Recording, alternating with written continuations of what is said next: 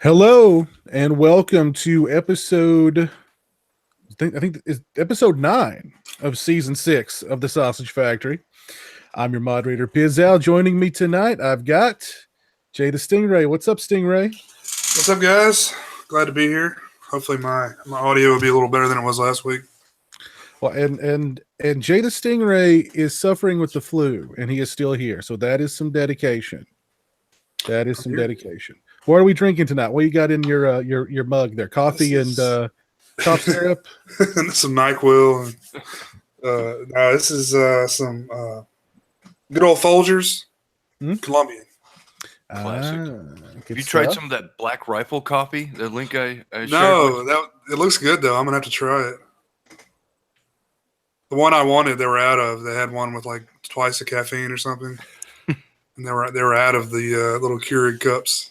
It's cool though. They have the cups, they have the beans, they have the ground. It's like pretty much any form you would.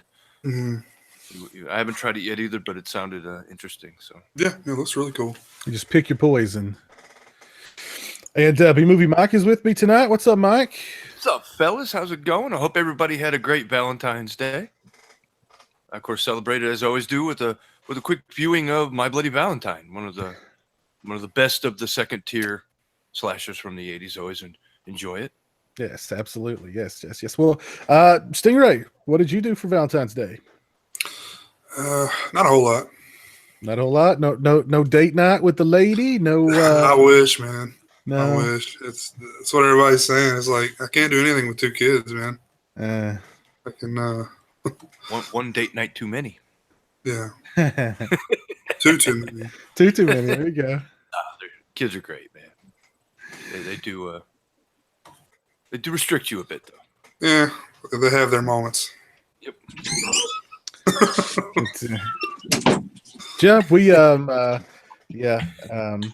another Valentine's Day day. I didn't get to watch My Bloody Valentine this year, which is something I usually do, but I didn't get to watch My Bloody Valentine this year. So, well, as many times as we've seen it, it's a formality. We Yeah. never memorize. It's just kind of nice to put a visual to your memory, and once a year, so it's cool. Yeah. And Rambo's with me. How you doing, Rambo? Doing good. Can't complain. Got a new drink for today. Damn. It's a Rockstar whipped strawberry. Nice. I guess that trumps my 5-hour energy extra strength and Mountain Dew chaser. Which one of us is going to get more wired? This could be an interesting show, folks. It's probably going to be an interesting show. We're scheduled to discuss Pleasant Surprise movies, but we may just make this an easy breezy, off the cuff, whatever goes kind of episode. So we'll just play it by ear and see how things go. But have you guys been? Have you seen any good movies lately? Rambo, you seen anything good lately? Nothing new. Just been revisiting older stuff. Revisited Sky Captain in the World of Tomorrow. Pretty underrated flick, sort of in the style of those pulp 30s, 40s serials like Flash Gordon and such. Sort of done in the style of Sin City before Sin City on a green screen. That was pretty good. Never really got the hate for it. I also saw Giorgio Moroder's Metropolis. First time watching all the way through. Really good soundtrack. You got Pat Benatar, Freddie Mercury, Adam Ant, Bonnie Tyler. Very interesting take on Metropolis. I would say this is actually my preferred version. I like this more than the original even, although I like the original. Very interesting way to see the film. And Class in 1999. Very underrated flick. I love that. A lot of Cool. fun action, fun robots. And it has the guy who was in Elm Street 3 as the star in the film. How's that Blu-ray? Blu-ray's pretty decent. The picture quality, it's better than the DVD. It could see some improvements. I know it's like in the third act, there's like some like white dots that appear. The commentary, it's there. Mark L. Lester, he's proud of the film, but there's a lot of spots that he's not talking. Oh. So, but the interviews are good. Like the Martial Lester co-producer is like 20 minutes long. That's a good interview. There's an interview with the screenwriter that's pretty good too. Interview with the guys who did the effects, including Eric Allard, who worked on Short Circuit. So it has some good features and nice presentation. And I definitely think if you're a fan and you only have the DVD, or even if you don't have the DVD, I think it's worth it. Some pretty interesting stuff, like Mark Lester was in a bar and he asked a band for some of their songs and he got it for $100 and it was Nine Inch Nails. Oh, wow. So that's why one of their songs, I think Head for a Hole or Hole for It, that's Head- in that's Like why a it's, hole. yeah, that's why that's in the movie. Cool. And also if you spot closely, you'll see Rose McGowan is in the movie, and a Blinky Mister, as well as Larry's daughter. So yeah, some really good info. It's too bad none of the actors were interviewed, like Bradley Gray or Pam Grier or such, but Yeah.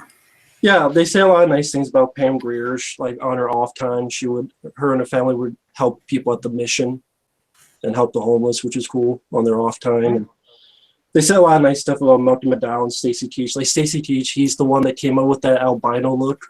That wasn't in the love script. I love the way he looks. So it wasn't in the script. Stacy Keach came up with that himself. So I'm glad Vestron did it because it's an underrated film, and this is definitely a lot better look than the DVD cover, which is like some guy trying to be Terminator that's not even in the movie. Yeah. Uh, Speaking of funny commentaries, the commentary on Ice Cream Man, the Vinegar Syndrome Blu-ray, is one of the funniest I've and not funny like it's comedically funny. It's just like the director's watching it going, "Oh God, why did I do that? Oh God, that's awful. Oh, really? Oh God, the music sucks. Oh God, what was I thinking? Oh God." And then like at one point he goes, "Guys, I gotta go pee," and like it's just quiet for like 5 minutes, and I'm thinking like, did he leave? Is he coming back? You know what I mean? Like it's the weird, like unedited commentary. I've never heard anybody during commentary go, "Give me a minute, guys, I got to go pee," and then silence until like he comes back. You know what I mean? It's weird, but it's kind of funny. But I remember I was sitting there going, "Is he gonna come back? Is he that embarrassed? He's just gonna, you know?" trying to think. I was watching the commentary recently, I was watching the film with the commentary recently, and it had a guy on there, and he took a phone call from like a telemarketer. It's his cell phone company, and he sat there talking to him for like 5 minutes, like during the commentary. I'm trying to remember what was that on. Anyway, it was really ridiculous. But they didn't you would have thought they would have started it over or something. Like, oh, we can't put this in there. That's funny. Yeah. Jeez. Yeah. Good stuff. Mike, you seen anything good this week? Just my hold on a second. Just this computer dying. No, sorry, I was distracted looking at something. Just My Bloody Valentine. I've been busy with other things. I couldn't remember if my mic was muted, and I couldn't see the Google Hangout screen. So I was like 3 pages deep on something else. I was reading the comments in the video too. Yeah, I'm looking at Vestron Blu-rays myself. Sorry about that. You kind of it's one of those cut to the guy moments when he's still eating a sandwich. Oh shit! Yeah. Sorry. Just the original My Bloody Valentine, not the remake, which I am not a fan of. Just put that out there. The funny thing about the My Bloody Valentine remake is it's better in my head than it really is, and so I'll go and I'll pull it off the shelf and rewatch it every now and again, and I'm kind of like, it's, but for some reason in my head it's better than it. I don't know. It's just it's weird. It's just weird. Well, it's got the Atkins. I mean, so Yeah. Got the Atkins. Yep. That's 2 stars right there just for having him. Mm-hmm. And it's got some decent kills in it and some, so I have to give it a minimum of 3 stars, but I don't like what they did to the story and the characters. I don't like how they switched it around and the plot. It's like, Yeah, exactly. Just prefer the original. Yeah. Too bad we didn't get the planned sequel from the original guy. That would have been nice. We'd have had Kelman and the girl survivor come back for the sequel. Years later, they turned the mine into like an attraction to kind of benefit from the murders. the haunted mine type thing. It would have been cool. I mean, I was reading about it the other day, and I was just like, man, that would have been a good sequel. Mm-hmm. I also picked up the new Leatherface Blu-ray from Warner Archive. I've not watched it yet, but it's all the same extras that were on the DVD release. And I'm guessing it's probably just going to be in upscale from the DVD as far as picture and sound quality. But it'll probably be I don't know. What? I was going to say it'll probably be a bargain Blu-ray within about 6 months. But not that it's super expensive now or anything, but Have you guys seen some of the Scream Factory double feature discs in the bargain bins at Walmart? I've seen people post pictures of them online. I've not seen any though firsthand. Mm-mm. Yeah, I haven't either, but I've seen pictures as well. I was just curious. But I don't think there's any special features, so it's really no reason. I mean, it's just the movies themselves. Yeah. Okay. The closest Walmart to me doesn't even have a Blu-ray bargain bin. It's still DVD. But then there's another one about 5 miles down that actually does have a Blu-ray bin. So I have to go there, and I have not seen one yet. And what's cool is the Blu-ray knows Shout or Scream Factory. They're coming out with Of Unknown Origin, which I'm really excited for. Peter Weller. R.I.P. Yep. God rest his soul. And then another company named MVD. They're doing a special edition Blu-ray of Lionheart. Oh, I didn't know that. With Van Damme and other people being interviewed. Nice. Very nice. Very nice. It's a new company. Haven't really heard much about them, but it's called MVD. It's like is it MVD Rewind or is it just MVD? I think it's just MVD. Okay. I think I thought it was MVD. I think they're both under the same thing, but like the MVD Rewind, they released the Attack of the Killer Tomatoes Blu-ray. Yeah, but I remember a few years ago, before they were really putting out anything decent, they put out a lot of cheesy horror movies that I got to review and stuff. Hey, don't get me wrong about that. I enjoy the tomatoes, right? I don't know that one to me. I enjoyed the tomatoes. I enjoyed the movie, but I don't know if I really want to see it on Blu-ray. Because Blu-ray shows too much, and that movie's already cheesy as shit. It's kind of one of those movies. It's like VHS is the proper medium for a film like that. It's like Microwave Massacre. I'm sure it looks great on Blu-ray, but that always remind me of the old VHS days, the rental. And right. Was it George Clooney or somebody in there in the Tomatoes? I think he was in the sequel. He was in the sequel. Yeah. And don't get me wrong. I mean, I'm glad that those movies are living on and they have a legacy and more people are being introduced to them. So I think it's great that they're bringing them out on Blu-ray and reintroducing them to people. But for me, DVD is about the highest quality I care about on some of those films. I see our buddy Cole is Gay is joining us tonight. How are you? Cole is Gay has been back for the past few shows. Always good to see him back in the chat. Matt the Collector says, "Hey Pizzell, I met Kane Hodder recently. Very nice. I hope he didn't choke you unconscious."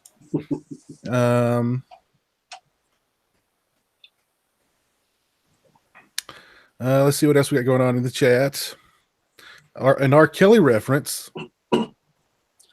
That's got to be a first. Take that shit to the bathroom, man. That's got to be a first. There's proper receptacles for that stuff. Oh goodness! But see, Movie Man 95 is with us. Joe Caraluzzo, DJ Josh, a lot of familiar names hanging out with us tonight. Thanks for tuning in, guys. We appreciate it. Joe Perdue, Jacob McCullum. Thanks for tuning in, guys. We appreciate it. Steak Sauce has just jumped on board. Steak Sauce, how are you? Joe Reese. Well, since we're kind of having a free-for-all, Friday the 13th, the game. What do you guys think of Roy and Pinehurst? Of course, I play it on the Superior system, and I apologize for that. I'm not trying to be uppity. I don't think any more of myself than I used to. I just lucked into a situation where I ended up with the best possible platform for the game. I've been enjoying the hell out of it. Jarvis House is still my least favorite map. I cannot stand that map. But Pinehurst has some personality to it, and Roy is fun to be, but a pain in the ass to go against. Mm-hmm. I mean, for just a plain old human, he is diabolical. He's pretty tough, yeah. And you know, I don't want to start a console war here, but I got Roy love for both consoles. But I only own the game for the PlayStation. You know, because it's okay. It's a new world. You can be by console all you want to. It's 2018 after all. Yeah, that's right. But yeah, I mean, of course, I mean, I love playing as Roy. And the Pinehurst map is huge. The Pinehurst map is enormous. And I kind of dig that about it. The Jarvis map, yeah, the Jarvis map just it doesn't have a flow. There's no flow. Yeah, There's just no flow. Like stuck there, and it's a long way to get to the other. It's just a pain in the ass. Yeah, I agree.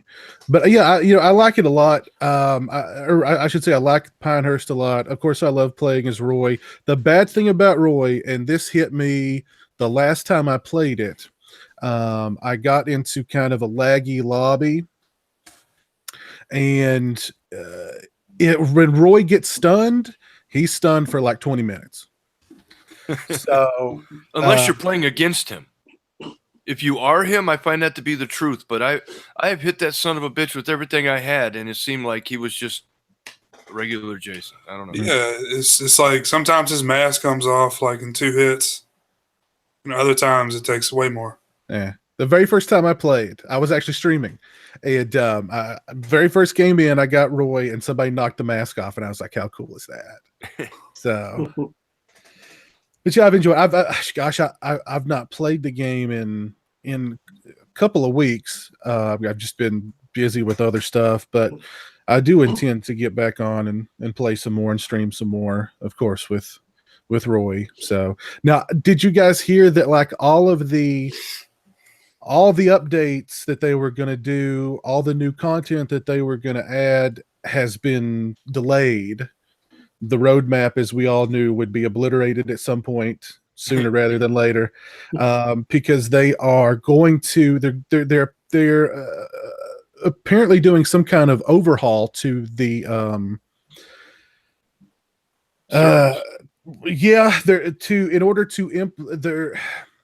They're saying that it's the first step in implementing the dedicated servers is to overhaul the servers and to just overhaul the entire engine that runs the game.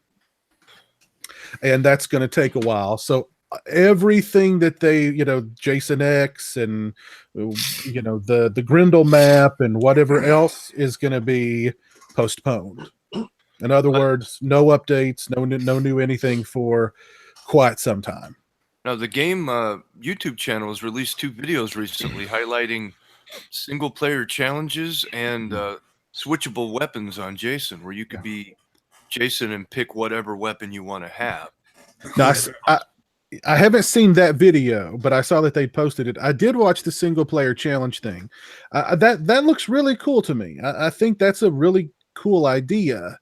Have you guys ever played the Hitman games? The first one, I think. Yeah, where you're basically the hitman. But you're Jason, so you're trying to stealthily take the counselors out, which I think that's a really cool idea. I wish I'm glad that it seems like it's at some point close to being maybe released, but I would have preferred it being out already, but it seems the dreaded coming soon. The dreaded coming soon. Yes. That's like a year from now. But you're right, because they did put out an announcement that said that they were going to update to the next level of the Unreal Engine, and they were going to do the dedicated service things before any more updates. But then they put out these 2 videos about coming soon, single-player challenges and swappable weapons. So I don't know. It's it is what it is. But I'm just glad that the game's not dead in the water, and they are actively trying to do something with it. And if you got a buddy and you can partner up and play, it was like Double XP weekend last week. That was a lot of fun. It's fun. It's repetitive. I wish that the bots had the option where you could be the counselors. Mm-hmm. That would be cool. Mm-hmm. But at least there's more there than there was when it first came out, and it does run better most of the time, depending. And once they get the dedicated servers, it'll be a lot smoother. But it's better. It's still a lot of fun. Did Stingray? Did you play any during the Double XP weekend? I was actually out of town for most of it. I caught the last night. I played a few rounds until I fell asleep, I think. I usually fall asleep playing the game, and I wake up and I'm being killed. Like my controller vibrates. I'm like, I think it was Eric had posted that he was having a hard time finding a game during Double XP weekend, or that nobody was playing during Double XP weekend on his friends list, which he thought was odd. So I didn't have that problem on the Xbox. Real quick, and I guess we can wrap up the game talk. You guys have both played it, Piz and Mike. You both played it on both consoles, right? So no, I've only played it on PlayStation. Oh, okay. Well, Mike, which one do you think is better? At first, when I first got the Xbox, I would say the PS4 was better, the version. But now they've kind of caught up, and there's enough patches where it's pretty even. I can't really say. I think the graphics on the Xbox might be a little bit smoother, a little bit better, but either way, it's about the same. I did hear another rumor about Jason X being a 150 level unlock, because Part 4 Jason was a 44 level 44 to unlock him. Jason X being a 150, so that would be. I have 100 levels to go to get there. Yeah, that means I'll probably never play with Jason X. Yeah. So my goal is to get to that 150 and find all the tapes. So one more Pamela tape to find, just one more. Yeah, you're doing better than I am. Did you guys find any of the Tommy tapes? I've only got 3. I think I've maybe found 2. Not found any Tommy tapes, but I mean, I took a pretty extensive break from the game, so I think Call of Duty have to play itself. I think I had 3 of the Pamela tapes, but I found one that was a duplicate. I mean, so why would as rare as they are, why would why would you even duplicates? I mean, I don't know. That's ridiculous. But anyway, yeah. Honestly, what I've been playing the most lately since I got it is the SNES Classic. So I've not played Call of Duty in a long time. Oh, really? How is it? And are there more, or should I not bother? Well, the only way I got it was there's a Twitter there's a somebody on Twitter. They call themselves Cheap Ass Gamer, and they will post all kinds of gamer sales. And I was lucky enough they had posted Best Buy had them online, or not Best Buy, but GameStop had them online. And I jumped on and got one really quick. And then like a couple of days later, they posted that Walmart.com had them. So I jumped on Walmart and got one for my buddy Steven really quick. So it's just kind of like being at the right place at the right time, but this guy knows when the deals are happening. So following him is a good idea. I mean, Nintendo. I mean, you obviously didn't learn a lot from last year. Right.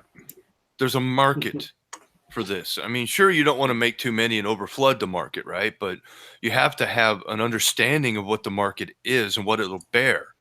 And you obviously you don't care, because they're leaving money on the table, which to me is just asinine.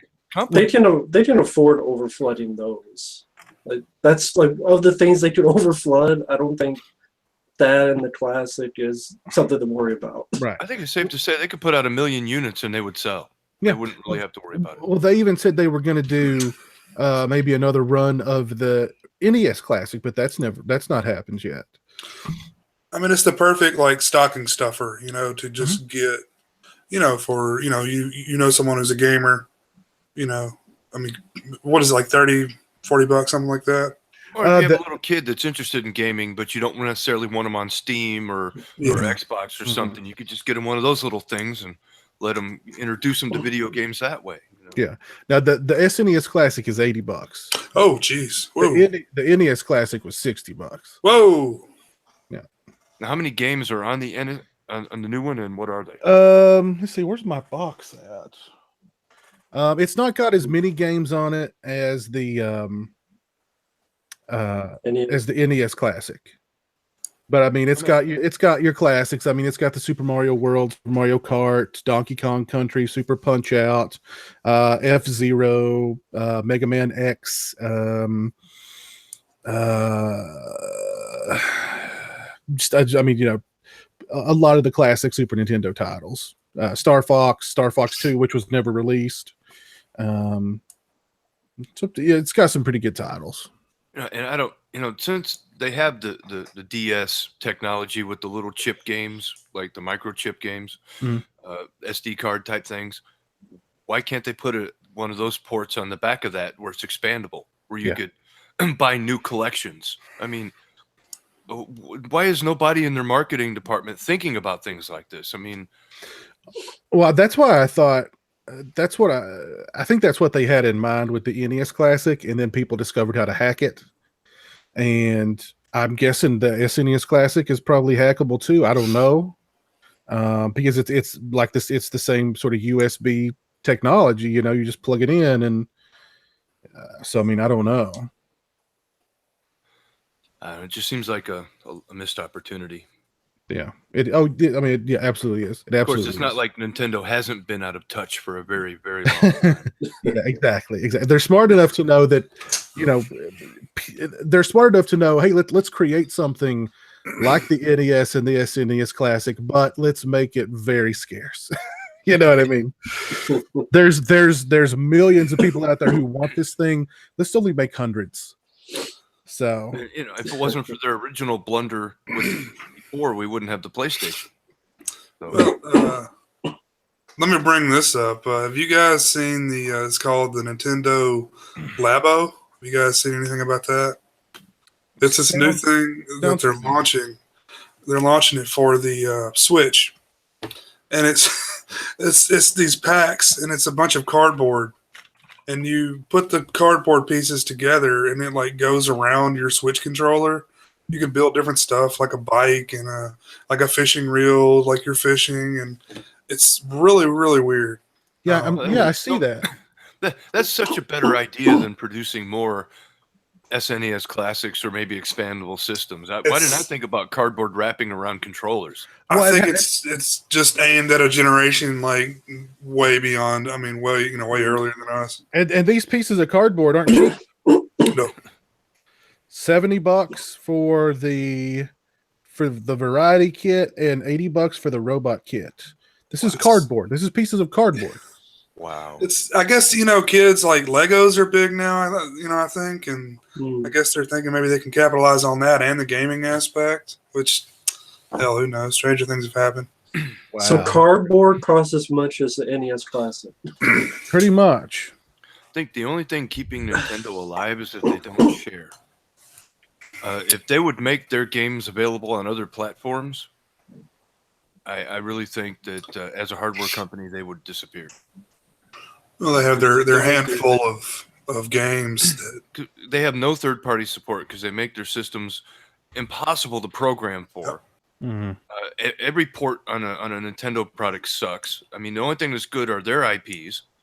If you're able to play Super Mario World on an Xbox One, well, you'll never buy another Nintendo product. I mean, I don't know why they just don't go Steam or something. Just come up with eventually everybody will. I think they'll just have a website where like Steam, or maybe they'll work with Steam and that's how you play your games. But I don't know. Nintendo is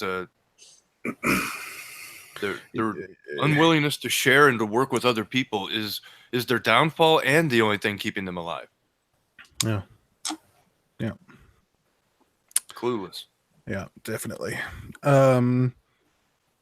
Rocky Voorhees in the chat said that he would purchase an NES Mini if Friday the 13th was included. You can hack it and add Friday the 13th and however many other games you want. That's what I did to mine. So it's very well. I'm guessing it's still very easily done, but. Are you guys following any of the new horror trailers for any upcoming horror flicks that look decent to you guys?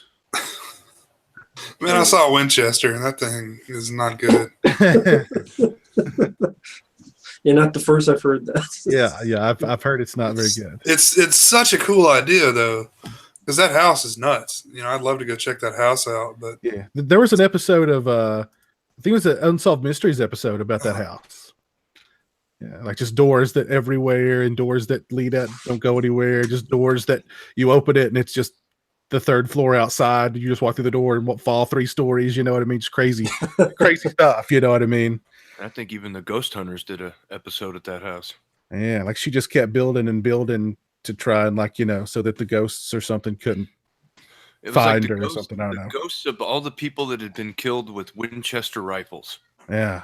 So she was convinced that, or she was told by a psychic or some kind of person that if she kept building, it would confuse them or something. Right. Yeah.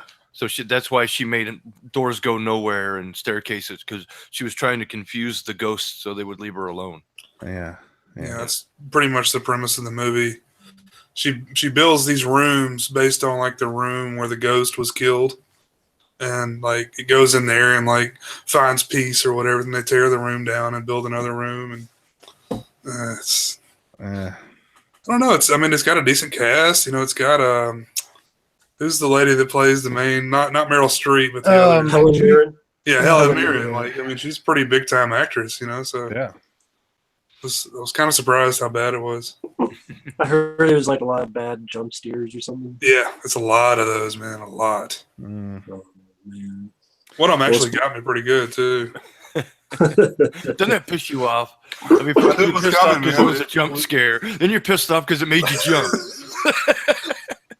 Well, it was totally like, I thought it was coming from one direction, it came from the other. It totally hit me off guard. Okay.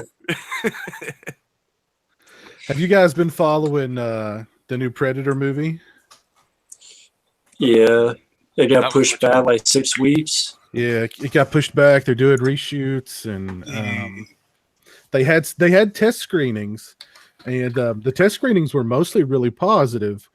But what I thought was kind of disturbing was quote unquote old school fans hated it because it's supposed to have a very comedic tone about it. So Okay. I don't know if that's a good sign or a bad sign, but it's supposed to be very comedic. Ugh, Why the fuck? that sounds weird. Yeah. Why the fuck would I want a comedic Predator movie? It's a guy who rips out fucking spines. Yeah, well, and like the movie is supposed to explain why they collect the spines, not just for like trophies, but they're my trying. God, you don't need to explain the shit. That was how fucking. They always do that shit with explaining shit. You don't need to do it. Yeah, Like you don't need to explain Michael Myers. You don't need to Jason hides in the fucking caves of mines. Or, I know that's a problem people have with the reboot. Like he has traps, and yeah. you don't need to explain shit. Like he's a hunter. Jesus Christ. Well, You don't need- apparently too, there's like an Area 52 type place where they've it's following the Predator 2 trajectory of we know the Predators are coming, we know what they're all about, where they've Right. even they're even holding like Predators captivity, and they're studying their technology, and apparently the Predators the Predators can speak. They can speak English. They speak in the movie. Why? Well, he did kind of speak at the end of the first Well, yeah. Well, Yeah, not he not did not mimic words. but not fluently. No. they're not mimicking though. They're speaking. They've learned to speak English apparently. Ew. And like they team up with the people, and like they team up with these people, and they're actually fighting with the people, and like the Predators are using machine guns, and it sounds like a pretty big departure. Who are they from the fighting Predator. against? There's a apparently there's a giant predator in the movie. Shut up! No, you're making this shit Like up. no, like a giant. See what they're. See why they're. Pedalian, huh? I'm spoiling everything Oh my here. fucking God. But why they take people's spines isn't just for a trophy. They're taking human DNA and they're combining human DNA with predator DNA, and so they've created this. You're killing Rambo, man. You okay, man? Oh my fucking I'm just softening the blow so that when he goes and watches it, he'll be like, "Oh my God," it won't be as hard. Did they not learn from Alien Covenant? This is like same shit I heard with combined DNA and fucking. Is there a guy named David in it too? Can they just hire me to be the guy in the room that And goes, fellas, really Scott. that's the best you got? My suggestion is that should tell you that it's a bad idea to make this movie. Well, I mean, where is the person, like stopping this insanity? well, and like the main character in the movie is like a 12-year-old kid. Yeah, I heard that. He has like a yellow raincoat or something, like yellow coat. It's like Jubilee from X-Men. So yeah, it's like some kind of super predator human hybrid that's supposed to be like 12 feet tall or 20 feet tall or something. I don't remember. What I heard was the kid, I think he was autistic or something, so he could communicate with the predator. And like he gets the skull and wears it for Halloween. Like or something, like, or he could control the ship, so he like flies the ship at one point. I don't know. So Yeah, I it don't would be know. like the explorers meet Predator. It's so positive, but they're doing Is reshoots. the Predator going to do a soft shoe number? But this is Fred Decker and Shane Black. You know what I mean? Well, really, Scott did Alien Covenant, and that was pretty fucking bad. And he did the original Alien, so I don't trust anybody. Yeah, I just want to see another cut of the original Blade Runner with some xenomorphs in there. There you go. There you go. Oh my God. I don't know when it's coming out, but the mindfuck I'm waiting on is Quentin Tarantino's Star Trek. I don't know when it's coming out. I know he's supposed to be working on it. I hear rumors every once in a while, but he got himself in some deep shit here recently, so I don't know if he's off the project, what's going on, but that would be something to be like, oh my God, I have to see this train wreck. I can't imagine what he would do to the Trek. Yeah. Well, and like he's gotten himself into some hot water over stuff he said. Was it 5 years ago or something? Like, right? I mean, 5 years ago it was okay to defend Roman Polanski. Now it's like, you know what I mean? Was that what it was? I thought it was the Uma Thurman stuff. Well, that came out, but the big deal was him defending Roman Polanski. Everyone defended Roman Polanski for years. Well, That's what I thought. Yeah, well, he did it. This was on Howard Stern 5 years ago, where he was like, he said something to the effect of, "She wanted it" or something like that, and she was a party girl, but it was like that was 5 years ago. That's what they all said. So yeah, it wasn't shocking 5 years ago. Now it's shocking. that's what fucking women too, as well as men back in the day in Hollywood. Is Roman Polanski, and he did this movie. Yeah. And It's all of a sudden with this Me Too stuff is when it's not cool anymore. the cannibalization has reached a fever pitch. It's just really, again, if you've been a victim, yes, please speak out, but yeah, only true victims, so that way the real people can get the justice that they deserve. If you jump on a bandwagon and it just causes confusion and it causes people to question things, and it makes it worse for the victims. So please, only real victims stand up. Because I guarantee some of them are false, and that's not for anything other than just statistics. Just nothing is 100%. And a lot of this shit started out because of the Weinstein, was it Weinstein? Yeah. His brother wanted control of the company. He wanted his brother out, so he leaked a bunch of shit on his brother because he wanted to get him fired. Really? Yeah. He wanted Harvey out of the company. He wanted total control, and so he had to get him voted out by the board of directors. So he leaked a bunch of shit about him, and it just turned into a fucking firestorm. Yeah. And now everybody's in on it. I mean, what happened with Uma Thurman with the, and supposedly the stunt coordinator said that they weren't even there that day and there wasn't supposed to be a stunt. And Tarantino's like, we didn't think of it as a stunt. We just thought she was driving, but apparently the car wasn't drivable, and she was doing 40 miles an hour, and it was kind of a bad situation. Yeah, that's definitely a horrible thing. But I don't know how it falls in with this other stuff. I don't. Well, I heard Uma Thurman doesn't blame Tarantino, like she's put him in the clear. But She's her main beef is with Harvey, because apparently he, was that way with her as far as. Man, that dude got around, didn't he? Yeah, man. Yeah. Well, I mean, the casting couch. I mean, this concept hasn't necessarily, a new thing. It's been around for a while. Mm-hmm. I mean, Poison wrote a song back in the '80s called "Fallen Angel" about a girl that goes out to LA to be a star and ends up a drug addicted stripper. I mean, this is kind of like not new news. This isn't something new. Mm-hmm. But I mean, Uma Thurman. I don't understand all the new outrage. I mean, where was the outrage 30 years ago when it was going on? 40 years ago, 50 years ago. Now all of a sudden it's a problem. I don't know. I mean, Uma Thurman was a pretty big actress even before Pulp Fiction. Yeah. I mean, she was a name. I knew who she was before Pulp Fiction. Yeah. So, I mean, I don't know. And again, I'm not trying to justify abuse. I'm just saying that, maybe if somebody had done something about it earlier, it wouldn't have lasted, gone on this long. I mean, it wasn't even Scream 3.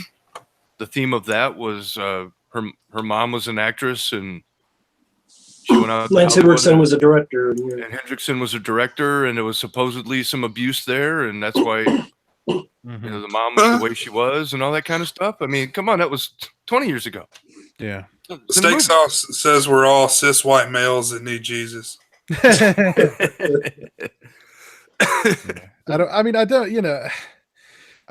can't defend what Roman Polanski did all those years ago, but I don't understand how what Tarantino said. It was okay 5 years ago for Tarantino to defend him. Now, 5 years later, he's being crucified for it. I don't know. People follow trends. However you want to rate the trends, that's typical. Yeah, it's bandwagon mentality. Yeah. Well, can you? Well, I don't know if I've asked you guys this question in the past. I'd wanted to do a video talking about this, but I just never got around to it. Where, Roman Polanski, Victor Salva, can you overlook or even like a musician, an artist, let's just say, can you overlook their private well, I don't know if private transgressions. I don't know if private's the right word.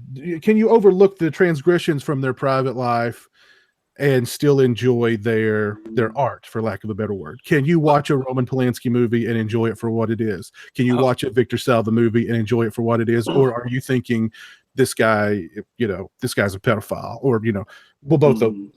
So go back how far? I mean, look at the artists and the musicians going back thousands of years.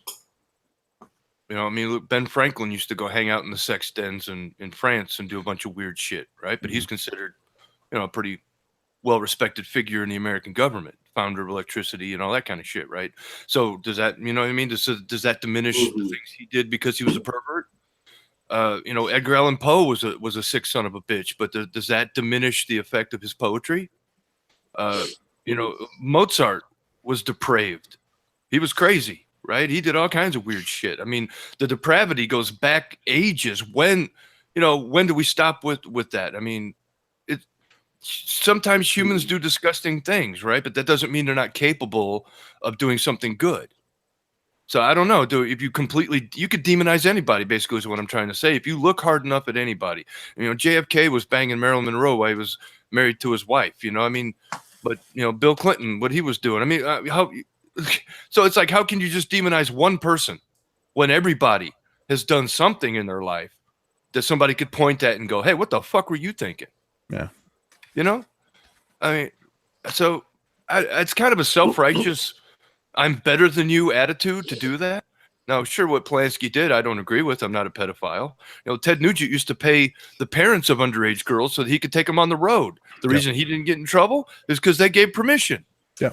Maybe he just went about it the wrong way. I don't know. Would I be a parent that would do that? No. But, do I look at those parents like they're fucking gross? Yeah. But where where does my self-righteousness end, though? You know what I mean? Because I've made mistakes, so it's hard for me to judge other people when I know I'm judgeable. So yeah, I don't know. It's a dilemma to me that I think some people snap to judgment just a little too quick. It's like the old Frankenstein movie. It's like every time somebody does something, here comes the pitchforks and the fucking torches and the angry crowd wanting to hang them. You know, it's like, well, maybe if you kind of looked at yourself, maybe you'd find out you weren't so perfect too. So I don't know. I guess it could cloud to answer your question more directly, it could cloud your enjoyment of a certain thing, knowing that somebody did something. If somebody covers a Charles Manson song like Guns N' Roses did, they get a lot of shit for it. You know, I guess it depends on the person and how much it personally affects you and whether or not you allow it to affect you. Like somebody might get on an award show and take an award and say something that you don't like politically or something you don't like socially. Does that mean you're not going to like the movie they made? I mean, will you allow that to cloud your judgment? I have the ability to separate sometimes, but I think we all have our hot button issues that make it more difficult. So I don't know. Yeah. For me, I think if you asked me like a year ago or so, I would have said yes. I'm been trying to separate the two, but I guess with each one, I can only look at each one specifically, not as a whole, and make my determination at that point. Like Roman Polanski, I'm not really much a fan of his work, but that doesn't condone what he did. Some people, yes, I could separate the work, but if you enjoy the work, maybe that's part of the reason. And then sometimes there's people like Victor Salva, which is hard for me to do because he puts some of that into his work. When I see Jeepers Creepers and the guy is a creeper, named the creeper, who's sniffing a guy's underwear, or at the second film, he has a bunch of guys shirtless on top of a bus and ogling them, and the creeper's licking the window looking at guys. It's kind of hard for me to separate it when it's almost like, okay, is he purposely putting this in to fuck with me, or am I seeing things? So I don't know, maybe I just have to judge each one on its own terms. But I mean, yeah, go ahead. I was gonna say that's a good point. Like Rosemary's Baby is a film that I enjoy immensely. I think it's a great flick. What Roman Polanski did not affect my admiration of that film. I still enjoy it. Jeepers Creepers are less quality films, and maybe Polanski didn't inject his pervertedness into Rosemary's Baby, so maybe that it didn't affect it that way. Like Rambo gave a good example of how, that guy, put his creepiness into the creeper, like the creeper was him, in a way, which is gross, right? Like, was that on purpose, or am I just right? But Roman Polanski ran away from his responsibilities. But did this guy? Did he do his time and own up to it? I'm not really, because it's pretty well known what he did. So I was thinking that the director of he did 15 months. The 15 months. Well, that's really not an adequate amount of time, but at least I guess you could say. I'm just answering the question. Yeah, he did 15 months. I was disappointed with that amount of time. Sorry. That's cool. Yeah, I think life is a better thing for people that can't leave their hands off children. But anyway, I guess you could look at it and say, well, at least he paid his debt, to society, whereas Polanski ran away and continues to evade justice. So it depends on how you look at it. Now, the Polanski's movies are better, but at least the other guy paid his debt to society. How, maybe it was not enough, but at least he stood up to it and admitted it and moved on. So I get, it all depends, like personal actions or quality of film. Jeepers Creepers sucks. Well, yeah, I mean, like you said, he actually faced his time. He was tried, convicted, and did his time. As according to, I guess it was here in America, right? Where he got busted. So I mean, really can't complain. I mean, assuming he hasn't done it again, which But I understand Rambo's point. He puts it in his film. He actually makes you uncomfortable watching his movies because you know what he did, and then you see him kind of glorifying it. So even though he paid his debt, did he really rehabilitate, or is Right. that just still Yeah. under the surface, waiting to surface again? Yeah. You know, I Yeah, heard I don't that. know. I heard that the guy who was Salva's victim, who was in the Clown House movie and stuff, he was doing his own documentary Yeah. about, being victimized by Victor Salva. I don't know if that ever got released or whatever came of that, but I know he was doing a documentary about that. as far as some of the newer allegations, like I wonder how much of it's politically motivated, because Hollywood is predominantly Democratic. It's a left type environment, liberal arts and such, which is that's just kind of how it is, Berkeley and all that kind of stuff. And you have guys like Tim the Toolman Taylor losing his job after speaking out. I haven't heard any accusations against him, but I'm waiting. He did do time for dealing coke back in the 70s or 80s. So I can just imagine what somebody else is going to dig up on him. But the assassination of Scott Baio that's going on right now, Oh no! nobody What did said he do? anything about him until he started, coming out on the Trump train. I don't know if it's politically motivated or did he really do this? So it puts questions in my mind because I see, character assassination after character assassination. And I start wondering what's real and what's not real. And that confuses me and saddens me because I want people who abuse people to be brought to justice, but I don't want this to be used as a tool to shut people up, because that's a very bad thing.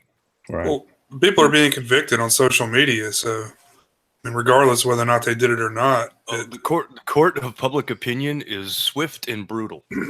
Yeah. Hmm.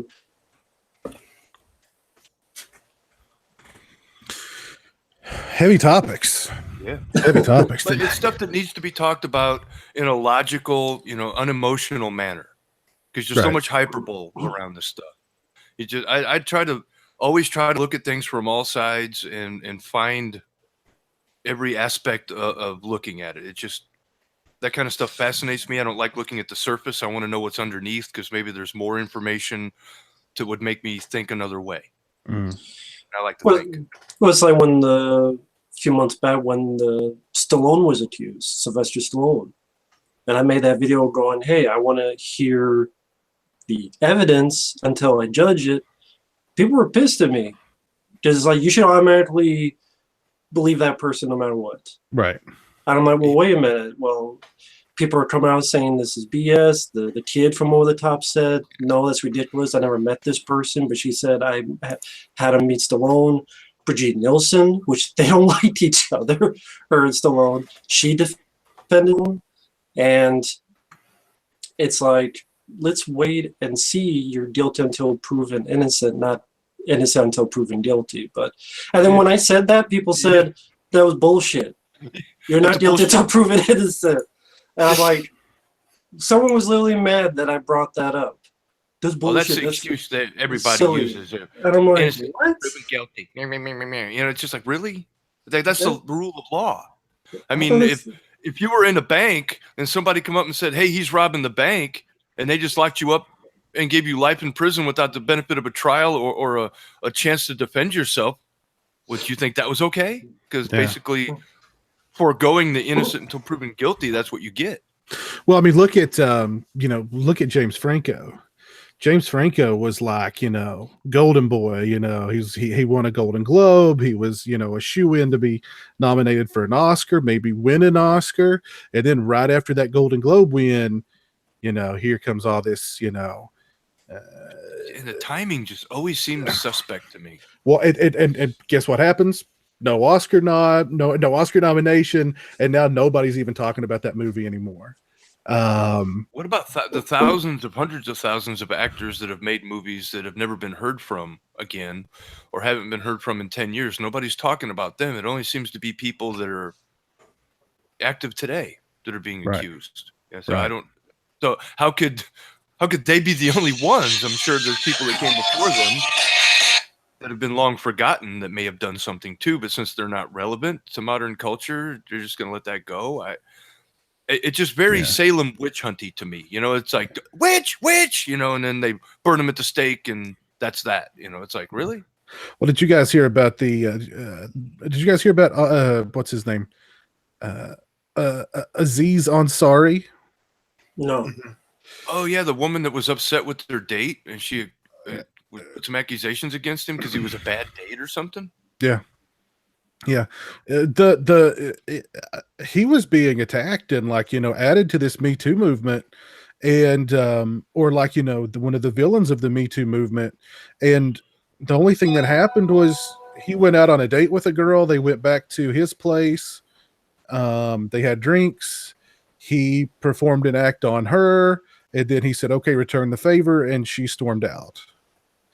And then it turned into, he's a predator. He's, you know what I mean? He's as bad as Harvey Weinstein. It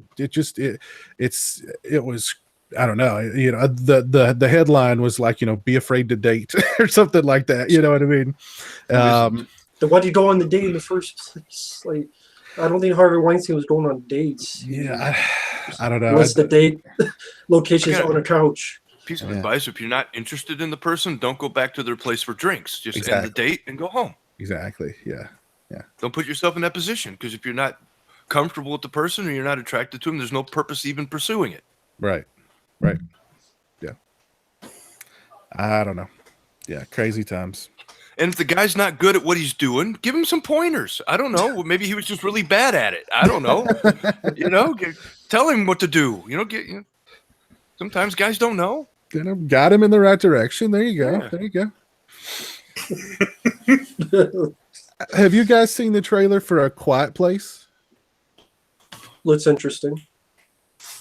Have you seen that, Stingray? I believe so. It sounds familiar though. It's got Jim from The Office.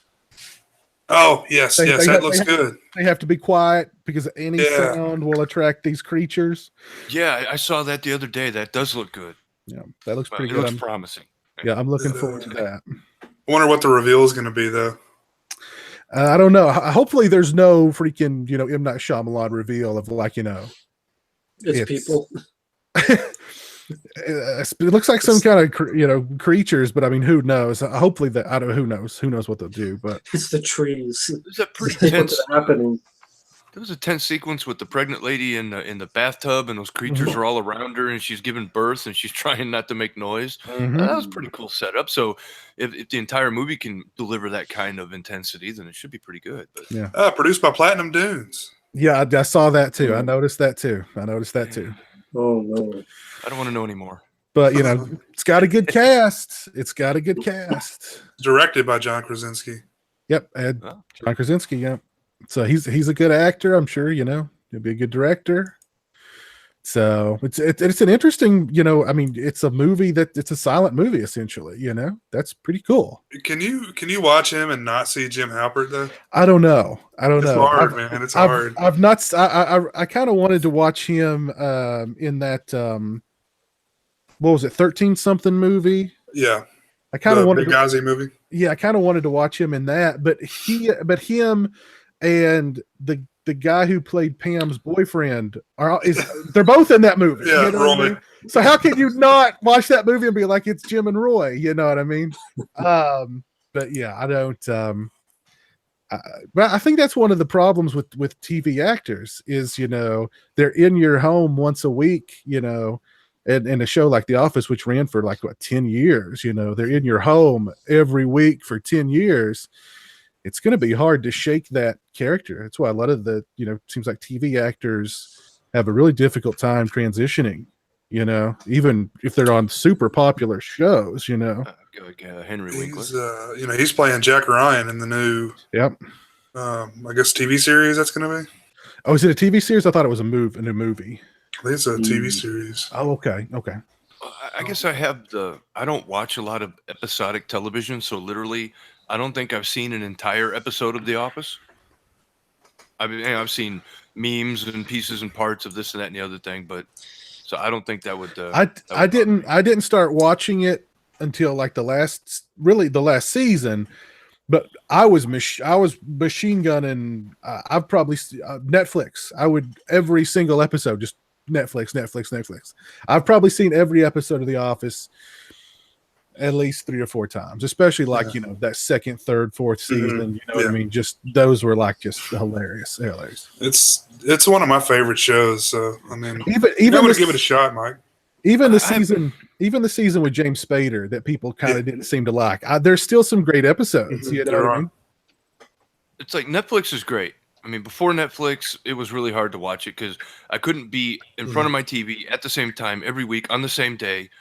And then also the problem with episodic television is after the first couple of seasons, you start rotating directors in and out. You start rotating writers in and out. And everybody has their own take on the story and their own take on the characters. And they leave situations unresolved and they repeat things that have already been resolved. And they bring up these ideas that don't necessarily fit into the atmosphere. And it just ends like X-Files. After season 4, I'm done with it. Mm-hmm.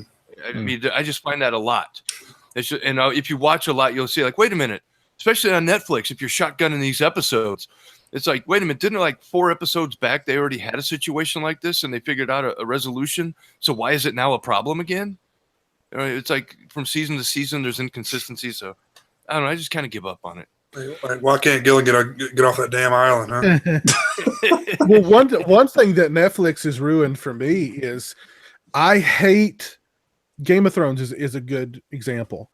You watch that episode and every episode like leaves you on a cliffhanger and you got to wait that whole week. I want to watch the next episode right then and there. I want to watch as many episodes as I possibly can to the point where I'm like, I gotta stop or either watch the whole thing. I watch it until I'm exhausted of watching it or until I watch the whole thing. So like having to wait a week or whatever, or in the case of Game of Thrones, having to wait 2 freaking years between seasons, is it's unbearable now that you can watch as many as you want on Netflix, just back to back. Stranger Things. I mean, just I machine gun the whole season. You know what I mean? Just sit and watch the whole season. They're definitely doing a lot with TV shows. Just before we were on, I mentioned like just found out they're doing a Karate Kid TV show called Cobra Kai. Mm-hmm. They're doing a Critters TV show, web show. They're called Critters: The New Binge or something. Mm-hmm. They're doing what was it? Well, you said Jack Ryan. Oh, Don Mancini wants to do a Child's Play TV show. I heard about that. Yeah, I can't imagine a Child's Play TV show. There's a new Tremors show coming, isn't it? Uh-huh. Yep. Kevin Bacon did a pilot and a Tremor 6 movie with Michael Gross. So. Jesus Christ. I don't know. It was something else too. And even with the technology of DVRs, I found that my DVR would pile up and I would be 5 episodes behind before I knew it. And I would just end up giving up. It would just, I don't know. Yeah. Too much to follow, too much, life you have to live, work you got to do. Mm-hmm. Like when you sit down, it's like, okay, time is valuable. I'm actively dying right now, and I don't know exactly when I'm going to drop. But every minute that I'm alive is 1 minute closer to death. How do I want to spend those minutes, right? Yeah. Of course, as you get older, that becomes more of a thing. But yeah, that makes the decision making a little harder. Yeah, I like shows like The Office. I like sitcoms in general, but I like them because for one, they're short. Without commercials, it's like 20 minutes, and you're ready to go to sleep or whatever. You're in a bad mood. I don't know. Just it brightens my day a little bit to get some comedy in there, and I think The Office is a great choice. It just really clicks with me. I don't know, something about the writing and the ensemble cast as well. Mm-hmm. Yeah. Well, they're even talking about doing some sort of Office revival, and like a bunch of the cast have already signed on. Like none of, not Steve Carell or Jenna Fisher or John Krasinski or Rainn Wilson, but Who else? Mindy Kaling or whatever. I don't even think she. What was her name? Kelly? No. Oh gosh, she was Dwight's love interest with the cats. Angela. Angela, yeah. So I think some of the the Angela characters and maybe Creed and they're wanting to come back for it if it happens, but I don't know. It's kind of like you caught lightning in a bottle that first time around. Just kind of let it go. And I guess also what might help with some shows like Friends. I mean, if you hang out in a coffee shop and read poetry and play acoustic guitars and I don't know, everybody looks the same, maybe that show would appeal to you. if you work in an office, I can see how the office would be, built right for you. Because you're used to those, it's like, oh, I get to laugh at my job and the ridiculousness. But if you don't live in that environment, and there's a detachment, I don't know. Maybe those shows have built-in audiences, but if you're outside of that demographic, I don't know. I feel like I'm always on the outside looking in. Well, working in an office setting, I mean, there's a lot of it that definitely hits home. But I think the comedy is kind of universal enough, particularly with The Office, that I mean, even if you don't have a typical office type job, you can still dig it. You know what I mean? Mm-hmm. Sure. So, yeah, I'm sure you'll run into those personalities in every walk of life. Exactly. Yeah. Exactly. Let's see what's going on out in the chat. I see some "It's Always Sunny in Philadelphia" references. I love "It's Always Sunny in Philadelphia." Are they still doing? Is that show still? Mm-hmm. Okay. Yeah, it's on FXX now. Okay. I think that's FXX. FXX. Oh, XS. No, XX, 2 X's. Oh, okay, FXX. I didn't know there was a second FX. Yeah, I don't think it's like another tier of cable. So wow. So that's would be F-triple-X. Okay. I haven't had cable in so long, I don't even know. Steak Sauce says he just started recently watching The Office as a way to really just fall asleep, but it grabbed a hold of me one way or another, and I can't stop watching it now. That's cool. Yeah, enjoy. One show I did like when it was on Discovery was Dirty Jobs with Mike Rowe. Oh yeah, that's a good one. Show. Yep, that's a good one. that's a good show. Yep, that's a good one. Let's see what else is going on out in the chat. Got some Corey Haim references. Yes, Corey Haim was allegedly molested on the set of Lucas. And all the fingers are pointing at Charlie Sheen. Yeah.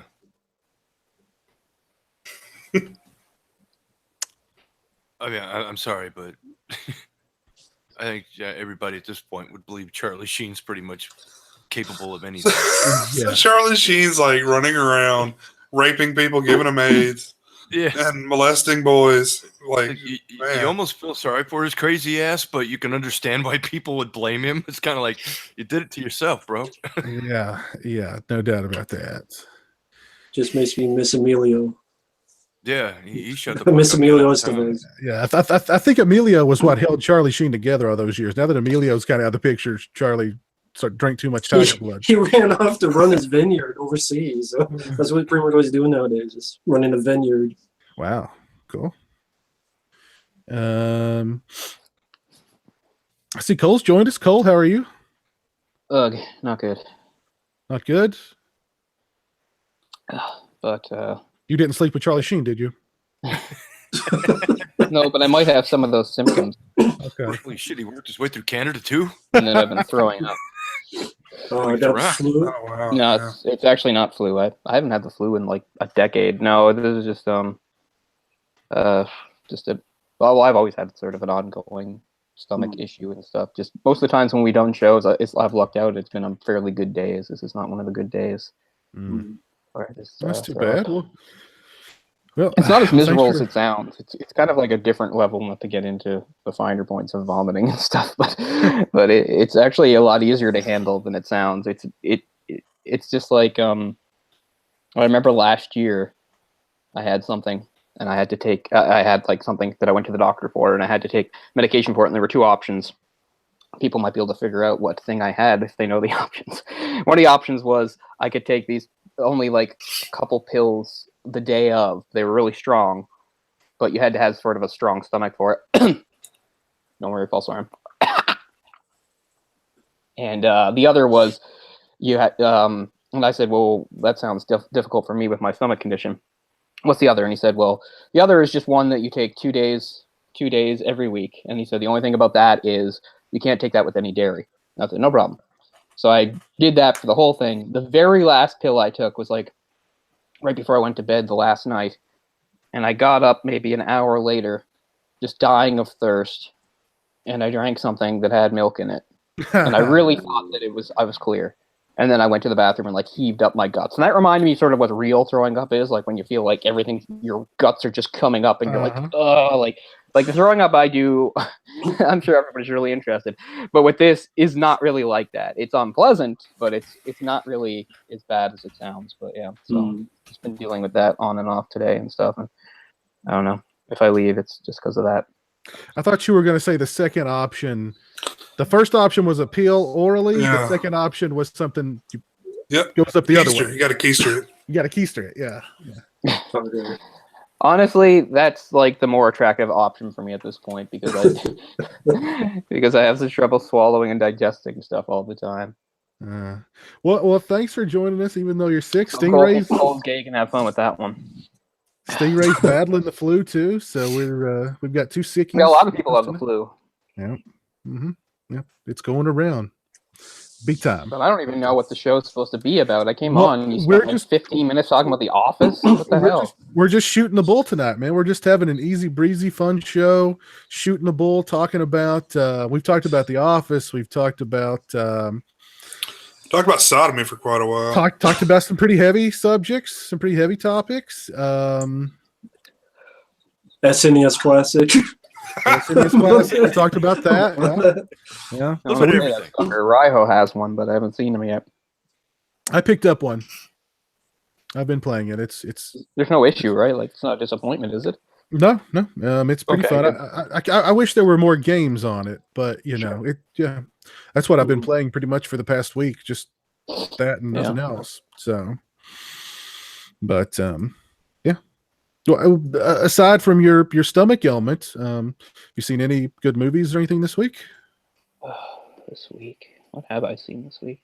Nothing really. I watched, like a lot of people, I watched the Chris Rock special when it came on Netflix. I felt pretty let down by that. Oh, Chris really? Rock still has it.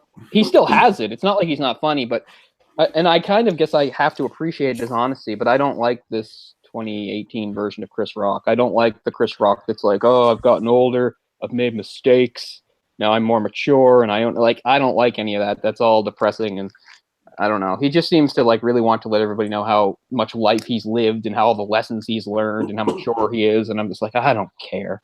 So it wasn't bad, but like it was not what Orc said it was the best piece of stand-up he's ever seen in his life. Yeah, no, Orc was raving about it. He said that about like the last three ones that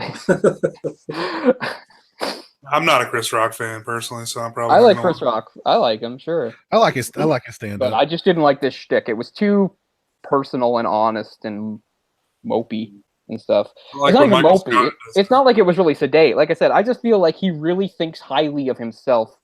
In a way, he's trying to let us all know that he's lived life and he's learned all these valuable lessons and he's so wise now. And I don't like it. It doesn't come across well. Wait, Orc said it was the best stand-up.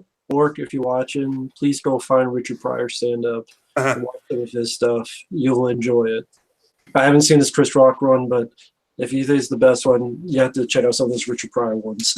Especially one where he's got the matchstick. It's like, what's this? Richard Pryor running down the street. That's the match. I don't know how many of it I've seen. I guess the big one was when he was new, 99, when he was pretty young. He did Bigger and Blacker, and Bigger and Blacker was pretty awesome. Like, I like that a lot. I'm sure I've seen something into your. Was there one called Bring the Pain or something? Maybe. I mean, that sounds like a lot of them, so that I could, I don't know. Probably. I know it's a big deal because he's coming back after a long time, and I understand. And I respect people that, step away to do stuff. And as he said, he was just sort of concentrating on being a parent, which is fine. I respect that fine.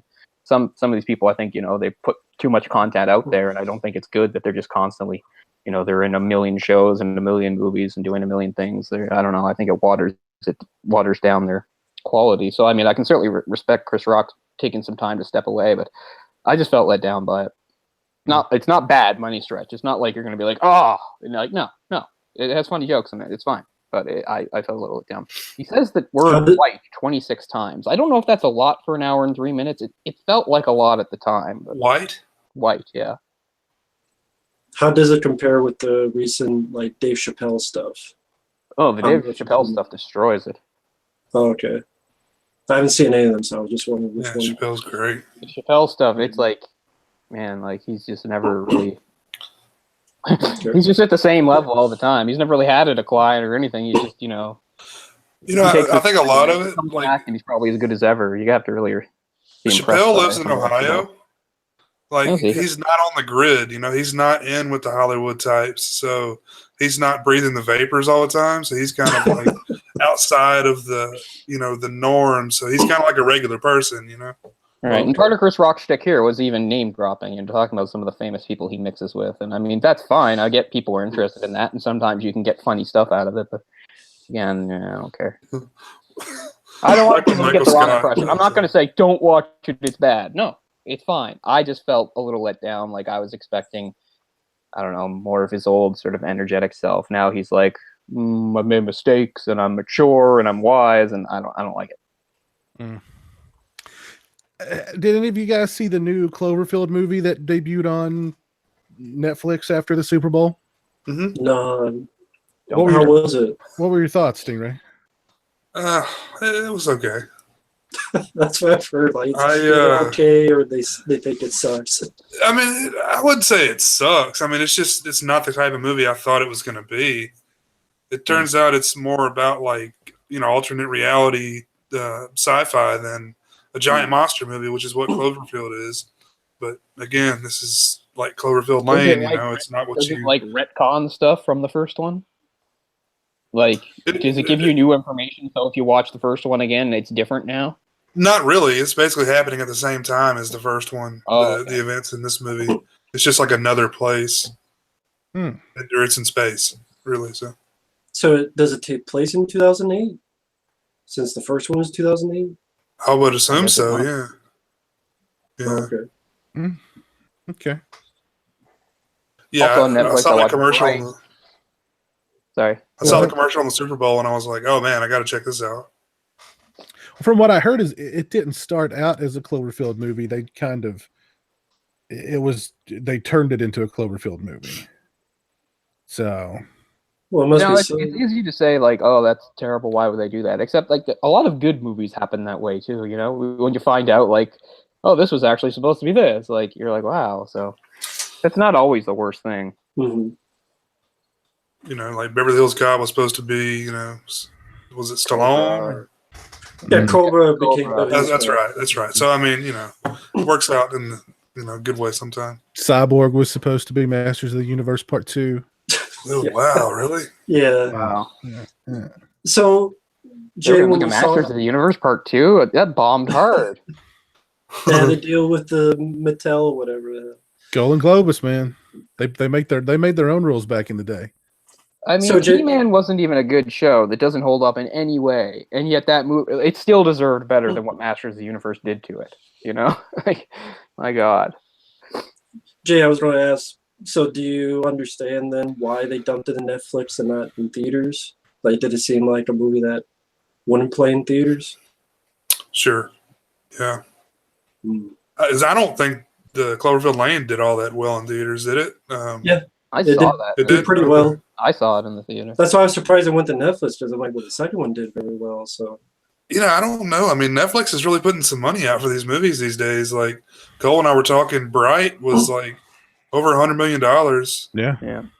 So I mean, they're putting some coin up these days. That I really hated. I hated Bright. I actually stopped watching it the first time, and then I talked to Jay, and then I was like, "Oh, you're right. I'll be fair." And I watched. I never said it was great or anything. I know, but I mean, man, I hated it. I mean, it's a movie I expected to hate. You know, I don't like David Ayer at all. Anything he's done, nothing. You know that for a fact now. You didn't like Training Day? No, I don't like Training Day. It's just over the top bullshit to me. What? Harsh Times. I can enjoy Harsh Times if you don't take it seriously. If you view Harsh Times as a comedy, it's actually pretty good. I'll give it credit.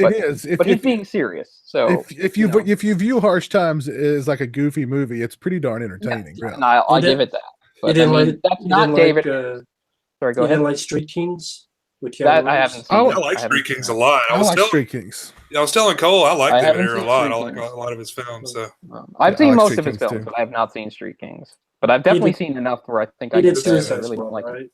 He did Suicide Squad. Yeah, that was really bad. We all love that. Well, Suicide Squad. If I'm basing on that, I'll do a 12 on that. And I just, I don't like Training Day. I think Training Day is just over the top bullshit. Nothing about it. Nothing about it adds up. on me. I did like Bright and End of Watch and Street Games, but Sabotage was. This is the awful main to reason. me. Yeah, I feel the same way about Sabotage you do. See, this is the thing. I Go for it. hated End of Watch so much, and I knew Bright is just going to remind me of End of Watch, and all it was End of Watch with fairies thrown in. Yeah. So That's true. it just made me That's madder and madder the longer I watched. See, I loved End to Watch. So I don't remember anything about End of Watch. That's because it doesn't have a plot. It's just a bunch of stuff. And You have then it's over. Jake Gyllenhaal, I think, and Michael Pena, and the Yeah. two cops on patrol, and they do like kind of found footage, but not really. Like it's Yeah. kind Well, of. They go on calls. Yeah. It's one of those movies that just goes back and forth. They go on calls and rough shit happens. Then they get in the car and they get all real and happy with each other. Like I'm just, they make jokes and talk about their lives. Then they go back on calls and it's all rough and tough. Then they come back. Remind me a lot of Ladder 49, which is the same sort of bullshit movie. It's like, oh look, here's the firefighters. They're being heroic. Now here's the firefighters joking around at the station playing pranks on them. Here's the firefighters. There's another fire. Now here they are having a barbecue with their families until it Isn't ends. that what like a buddy cop film is, though? No, a buddy cop film actually has an ongoing plot that they have. This An has a ongoing plot with the conflict. Mexican mafia, though. I mean, it's not like it's just a bunch of random bullshit. Yeah, but it's not a story to me that seems worth telling. They try to make it so real that there's an ongoing plot, but it's just more like, yes, what is it? Like there's some sort of subplot about this gang and they're out to get those two specifically because they screwed up one of their deals or something. And then in the end, they get one of them. It's a plot mixed with the slice I of guess life. that's good storytelling. Because, spoilers, one of them gets killed, and then we get to see how emotional it is because he really likes his partner. Well, even he just though, got married and his wife's pregnant. Oh, my God. Cliches. Come on, man. Tears right here. Come on, they're coming down. I will say, Bright, like the Will Smith and the orc character weren't nearly as annoying to me as the people in End of Watch. Joel Edgerton. Joel Edgerton. But I mean, I'm just sick of movies like this, man, with their stupid allegorical racism. Like it's so off. It lands so flat. It's just stop doing it. Are you excited for Black Panther, Cole? I'm not excited, but it looks decent, and I'll go see it. I like everything that adds to the big Marvel pile. This is another one. Black Panther's a cool character. He deserves his own movie. It's too bad it's stuck in February, but I think, as people said, like they're like, oh, it's Black History Month, so we can really make a thing out of it, which I guess is okay. But a lot of people seem to point it out, like there's never been black superhero movies before. Like this is the first one, which is not true at all. But anyway, I will go see it. Saw Blade, and it looks pretty cool. I'm not excited, but again, I'm happy for the things that add it up. This will have something to do with the next Avengers and stuff like that, I'm sure. I can feel reasonably confident about it because I've already seen the character. He was already in Civil War and he was pretty good. So, I don't have to go into this movie and worry and be like, oh, like how are they going to mess up Black Panther? I've already seen him and I think he's pretty good. So I'm not concerned about the movie. Okay. Does that start today? Black Panther? It starts soon. I know something starts today. They were blowing up my email earlier. You better like it or you're racist. I don't know. That's how they spin movies now. It's about a woman. If you don't like it, you're sexist. This is They should do if you don't like it, you're racist. They did Wonder Woman. They should only allow black people to watch it in the theater. That is a thing. That is a thing that's happened. Look it up. Some celebrity, some woman, some African American celebrity, she's had special screenings set up just for African American youth to watch it. And people, some people are praising it and some people are criticizing it, but that is a thing that's happening. The wrong direction as a society we need to be going in, I think. But yeah, I mean, I don't. I guess since we're not doing anything, I guess I don't mind getting into it. I can understand. They can have different water fountains too, like certain race of people can use this water fountain. I have heard of that. I think that happened. I totally understand, and I'm glad. I'm super glad that in comics, diversity has caught up, and it reflects a more interesting world than it did for the comics in the Silver Age, where all the writers are white, all the characters are white, and it's not like everybody wanted to be that way. Stan Lee himself wanted to have more races in the comics, and at the time, he just sort of.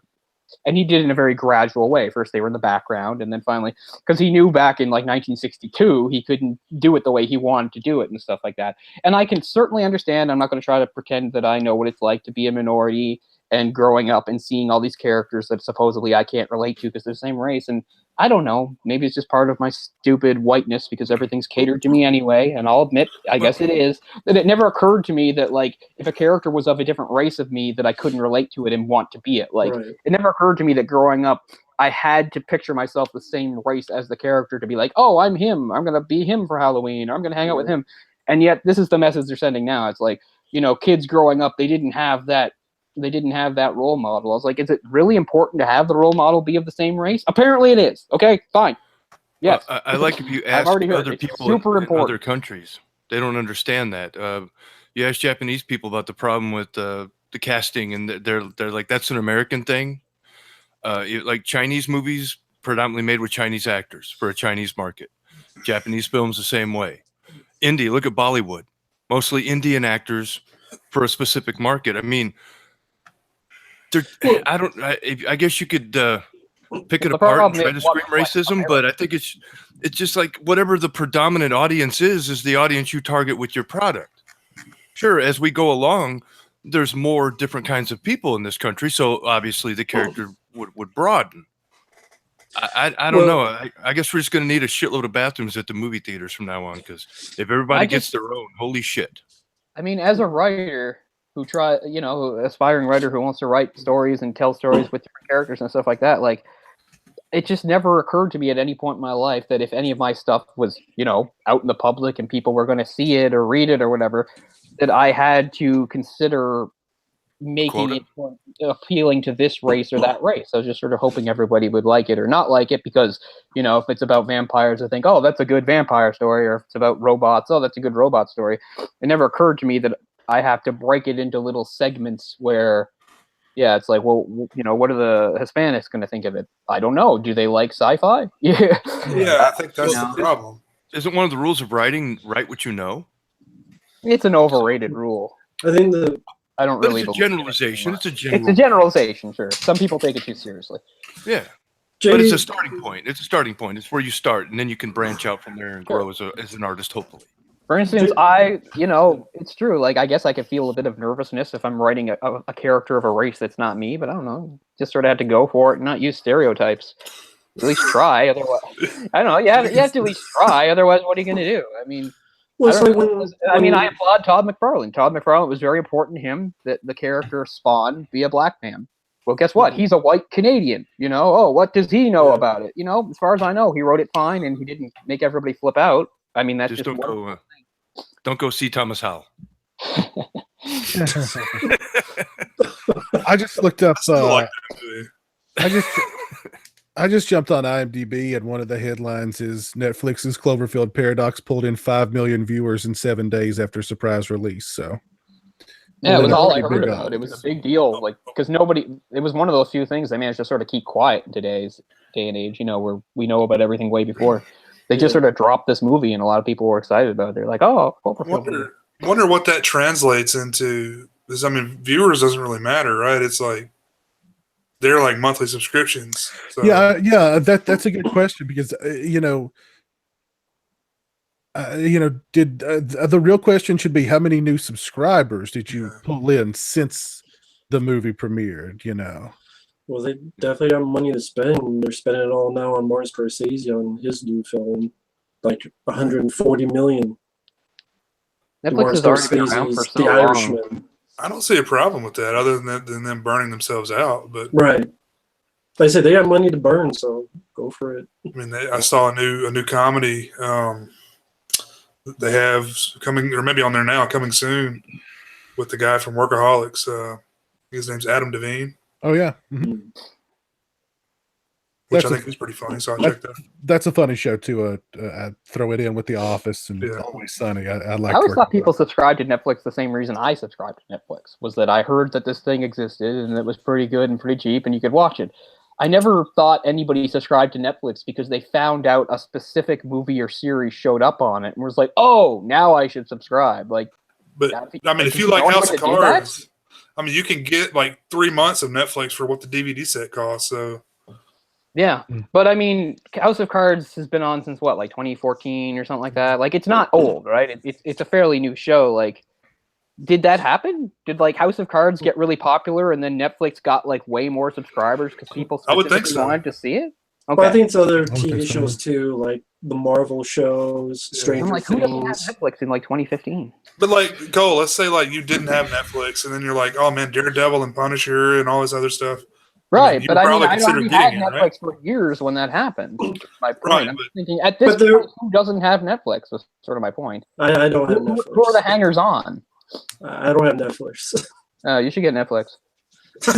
Yeah, apparently I should, but I got more movies than a video store. So Yeah, I mean, yeah, that's true. You represent sort of a small I got like a- part where people have vast after collections. literally start a video store. I go back and forth. I go back and forth on Netflix. Sometimes I subscribe for a month or two, and then I cancel. I really go by, am I watching it? You know, I mean, it's cheap, but you know, am I watching it? I've got I'm always Amazon watching it. Prime. See, I'm not. Well, like, do you Even have if the it's movie even if pass? it's not new stuff, like I love the convenience of putting on something I've seen 1,000 times and just throwing Right. it on in the background Well, while I do something else, yeah, well, which see, is a that lot was like, easier than say popping into DVD or Blu-ray. Or that whatever. was like me in The Office. If I had, you know, I would just go and turn on Netflix and turn on a random episode of The Office just to have it Yeah, on. I do that you kind of know. thing, not The Office, but yeah, I do that kind of thing. Yeah. So even if I'm not watching anything that's brand new that came out, like I'm still watching it, I'm still using it, and I'm still getting use out of it. Yeah, I've discovered how lazy I am with the streaming capabilities because do I want to walk 20 feet to get the Blu-ray? I've done that. I've done that. And the same things happen to me as a gamer, right? And they know it. Like I'm on the PlayStation Store buying games I physically own because I'm like, well, this just makes it a lot easier. Now Yeah. it's here on my PS4. You know? Well, see, I have the conundrum of, you know, I'll be sitting on the couch and be like, I don't want to do that. I feel like watching Return of the Living Dead 2. I could walk 20 feet over there and get it, but I'd have to find it. I can to find put it in the mine. player. Let's Like, just see that's if it's streaming somewhere. You know what I mean? I've done that countless times, but it's not because I don't want to walk over there. It's like I gotta find the thing. Oh God, you know what So I You mean? gotta swim through a pile of DVDs. And then you find it on Vudu, and it's like, is it worth renting it for $2.99, or should I just go over and grab it? Exactly, $2.99. exactly. Yeah. It's first world problems, right, guys? Exactly. There's too many movies. I can't watch them all. I know. That's what I bitch about. Well, I can't stand how much content there is for lots of things, like good video games and comics and stuff too. And I realize why it's a good thing, but it also drives me insane most of the time because I'm just like, so much of this is a waste. I love Amazon Prime, but I find myself kind of watching it less and less, and they're adding more and more good stuff. Like they just added, Fright Night 2 on there, the HD Fright Night 2. Is it free with Prime, though? I think so. Yeah, it is. I find that problem sometimes, too, is a lot of stuff I want to Exactly. watch is not free with Prime. So it's Yeah. like, Yeah, I, see, I don't. That's why I don't go with that because I don't like added levels. I like once I have it, I have it. So I've never dealt with Amazon or anything like that. yeah, Amazon are trying to be like Netflix. Now they want to do like a Lord of the Rings type TV show and all this other big stuff. That's why they cancel a lot of their older shows. Well, they dicked over Van Damme for Lord of the Rings. yeah, they canceled. Yeah, that it got show, canceled, like, didn't it? 6 Yeah, episodes. That show was awesome too. I loved that show. But that's because they don't want the niche It's already shows. They over? want they cancel it because they don't want quote niche shows. They want bigger shows. So like they're putting that money into producing the Lord of the Rings TV show and other big shows to get them more because they want to be the new Netflix. They want more eyes, so they feel Lord of the Rings based TV show and others will get them more eyes and subscribers. And Is that the Not- Game of Thrones effect? Yeah, and I don't I know. mean, I can just imagine like that would probably really upset somebody like George R.R. Martin, who was obviously a Lord of the Rings fan, which is one of the reasons why he wrote Game of Thrones because he wanted to do high fantasy. But he must be really upset that like the success of his show has led to like one of the books or one of the most important influences of his life is just being turned into some dumb show now, just to rip off something that he did. Yeah, that must be a weird feeling. Yeah. To hold something really high, be like, wow, this is like an amazing thing. If I could do anything half as good, I'd be happy. Do something that you think is like, and it becomes so popular that they're like, let's go back to that original thing and just try to squeeze everything we can out of it. I don't know. It's a weird world when you create something and it goes out into the world. and the effect it has. Not just trying to control your own stuff, but how it affects other stuff too. I'm sure he's not complaining about the paychecks, though. No, probably not. Nah. He's like, wieners. We need more wieners. I wonder what the next movies will be turned to TV shows. They keep doing. Yeah. Why don't you I have try lots of TV I've show? waited Yeah. like a million years for that 6th book, and it still hasn't come. So I'm just like, what are you doing? What are you doing? You have all these paychecks. Are you just Oh, swimming man, in he's your going to paychecks die before you. instead of he's gonna writing? die before- Right. He needs to go visit like Stephen King and ask Stephen King how he gets shit done. 'Cause Stephen King got shit done. You know, like in sometime like in the early 2000s, Stephen King realized, you know, in between all the millions of stuff he was writing, at the current pace I'm going, it would take me about 50 years to finish The Dark Tower. Well, I better fix that. Boom, boom, boom, boom, and he writes like 3 massive man. novels in a couple years and finishes it. Done. You know, that's what Martin needs to do. He needs some inspiration. And a sequel to The Shining. Yeah, have you read Doctor Sleep, Cole? I got a copy of it kicking around that I haven't read. They're It's funny, making they're turning into a film. Mike Flanagan's directing it. Oh, wow. through the summer, I was in a big Stephen King mode in anticipation of the It movie, and I read several Stephen King things and stuff. But after I saw the It movie, even though I liked it, I just sort of moved on to the next thing. So I've been out of my Stephen King mode lately. Tell you what, I've got a lot of respect for Mike Flanagan, so I'm looking forward to it. Yeah, I've liked everything Mike Flanagan's done. Did he do the new the Annabelle movie, or he did Ouija too. Ouija 2, and he Yeah. did something else though? I Was haven't it? He did Gerald's Game. I did not. Yeah, that was something I watched in the middle of that. Did not like that. Annabelle, did he do Annabelle Creation or something? That may be what I'm thinking of. He didn't do Annabelle Creation. Somebody else did that. I don't think Gerald's Game was bad. It's just like, it's once again, like, not everything needs to be a movie. Gerald's Game is an okay story to read, but it doesn't, to me, there's nothing about it that is worth making a movie about it. I think Is that really worth having actors and everything? Is it worth that? I mean, it's an okay story. I think that would be my least favorite Mike Flanagan movie. I still liked it, but I didn't. I think I felt kind of the same way. I actually tried reading that book years and years ago, and I was like, okay, so she's going to be chained to this bed the whole time, and there's 400 more pages. Nah. Yeah, and it's enjoyable read because of the way he can do it, but it doesn't translate well to a movie. I mean, they try, and it's. Isn't that kind of Misery, except without the chains? It's pretty different from Misery. Yeah, Well, I never read it, so it's a the very basis. it's a very introspective kind of Yeah. you know what I mean kind of thing. Okay. Yeah. Gotcha. She's alone. And like everything that's happening is Yeah. most of the stuff. 90% of the stuff that happens is like in her own mind. It's sort of her, Oh, like, okay. her Let's check flipping this it. out. Like she's trapped and she's in a desperate situation, and she's just sort of and stuff keeps coming up and stuff like that. Okay. Yeah. Yeah. Do you But think the Stephen King story, The Walk, could be a movie? The Long Walk. The Long Walk, yeah. Yes, I do. Even though, again, if you actually read it, most of it is just a lot of talking and conversations.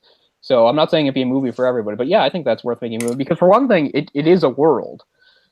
You only get little glimpses of it, which is kind of what I like. You know that it's the future. They mention something like there was some sort of war because they talk about like there being an attack on like Fort Lauderdale or something like that.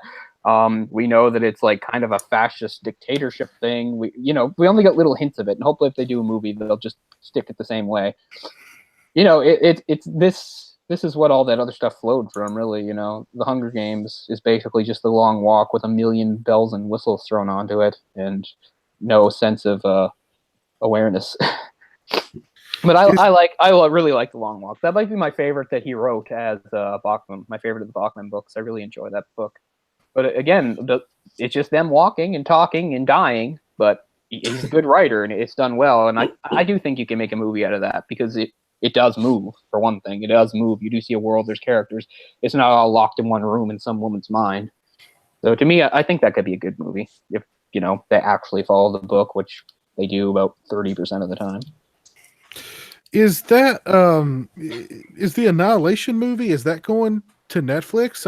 I think I read somewhere about. Are you guys familiar with Annihilation? It's Isn't coming that in out. theaters now? I thought it was already in theaters. No, I think it's supposed to come out like later this month sometime. But I thought I'd heard somewhere that maybe it was going straight. It was going to premiere on Netflix or something. I don't know. I saw a Oh. preview for it in the theater. That made me assume Yeah. it was going to theaters, but Oh, the Natalie knows? Portman one. Yeah. I thought they like Mortal Kombat Annihilation. He's asking me about Mortal Kombat Annihilation.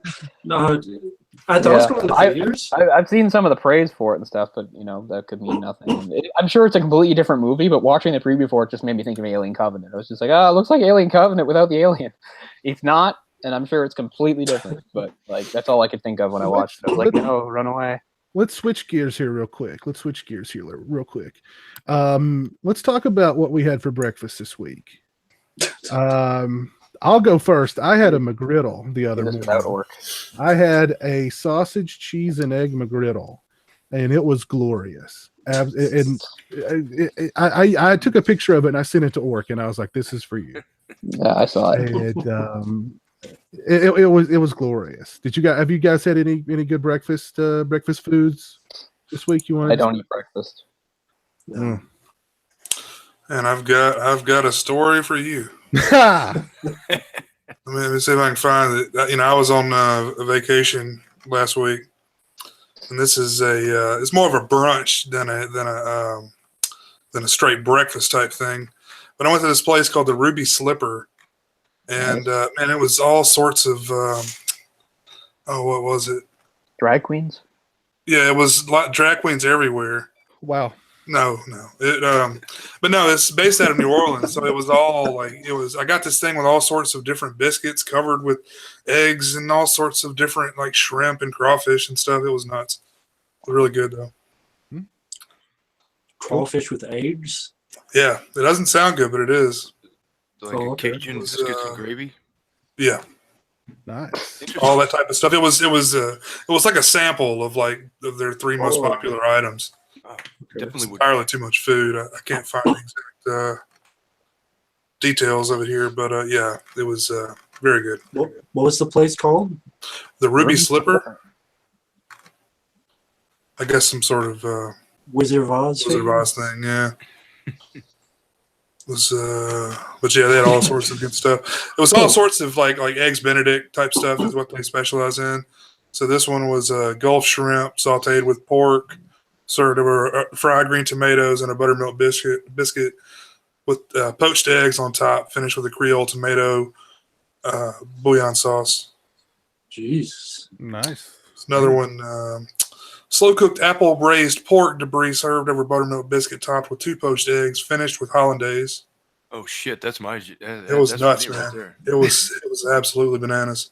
Nice. Sounds The other one complicated. had a little bit too many veggies in it, but that one sounds right up my alley. What about you, Mike? Any good breakfast this week? I normally don't get up until the afternoon, so breakfast for me is usually dinner, Okay. whatever I can grab.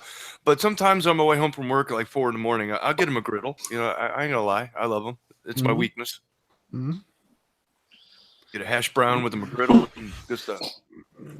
Has anybody heard from Orc this week? Is Orc okay? Do we know why Orc's absent tonight? He was messaging me very early this morning, so I assume he probably just passed out sometime in the middle of the day. He's probably asleep. Okay. So he's probably fine. Okay. Good. Any nobody had cereal this week at all? What about not even just a cereal? Okay, I snack? did have cereal, but I don't eat Okay. it for breakfast. Okay. But it's not. But it wasn't even like one of the fun sugary cereals of my youth. It was Special K vanilla almond. Oh, So, not very exciting. No cereal. let us down, man. You let us down. Let's see, you I guys was a remember cereal Waffle fiend Crisp? growing up, but I do remember Waffle Crisp. Yes. I don't remember the commercials for it. I don't remember that. And there was the one I posted on the Twitter thing. It was the mini cinnamon rolls. I've seen those. And those Yep. were good too. Oh man. I didn't know they were still around. The last box I got was honeycomb. Been a while since I had some honeycomb. Honeycombs, stuff. good stuff. Honeycombs. I get on these cereal kicks where Honeycomb pig. Yeah. for 3 months, it's That Cocoa was me as a Krispies. Cocoa Krispies. Then it's like I've got to jump to Cinnamon Toast Crunch. Then I jumped That's to what my childhood was. Lucky A Charms, few you months know. I would just eat a cereal like mad, and then I would flip over to another one. If I do cereal, it would have to be apple cinnamon Cheerios. Ah, those are good. I love Honey Yeah, Nut those are Cheerios. nice. Honey Nut Cheerios are my Honey Nut, favorite. definitely good. Mm-hmm. A nice I'm a simplicity to them. life cereal enthusiast. The cinnamon's my favorite. Mikey likes it. You got that right, man.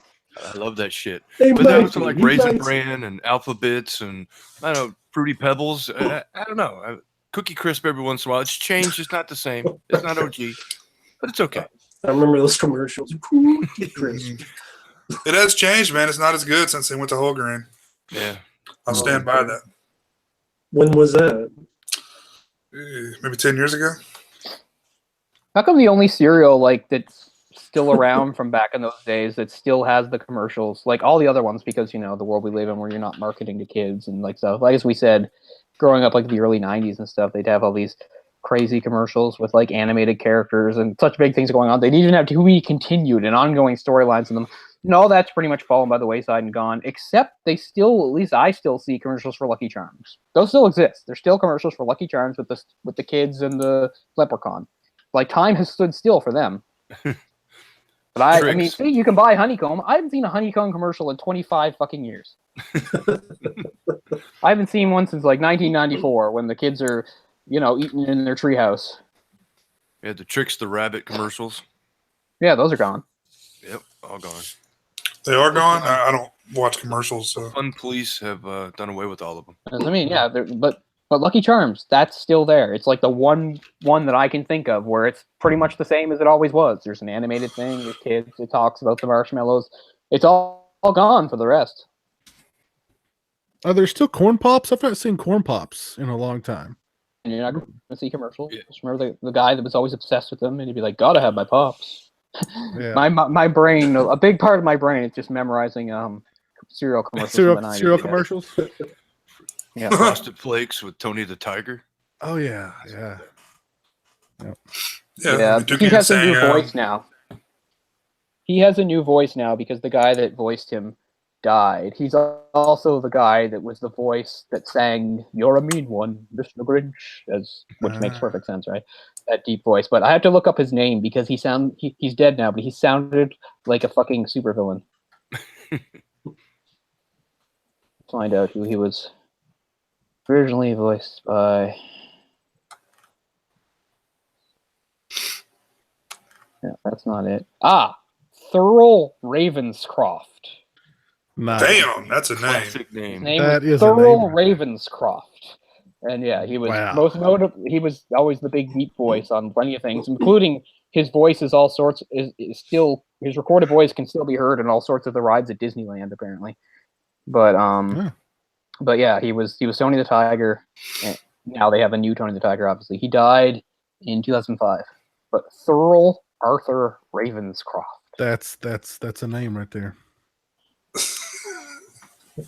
Has anybody been keeping track with the new Halloween? Are you guys checking out the set photos? Oh, there's still more news coming out about it. I guess.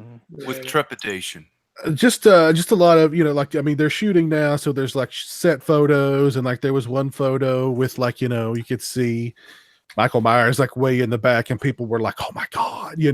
So enthusiasm hasn't died down yet. Because I remember a few months ago, the big announcement was that Jamie Lee Curtis would be back again. That just seemed to legitimize it completely for a lot of people. They're like, "Okay, great. This is the right thing to do. They're on the right track." That that doesn't do anything for me. It doesn't make me think, "Oh yeah, Resurrection never happened." Oh wait, yeah, it did.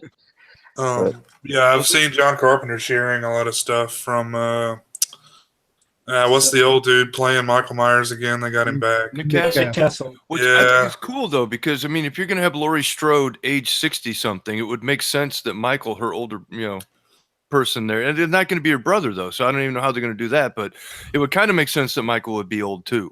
Yeah. So it's kind of cool that they're bringing back Nick Castle. It's a direct sequel to the original with none of the extra shit after it happening. That intrigues me. Where they're going to go with it now that they're not related. Well, He played the first movie.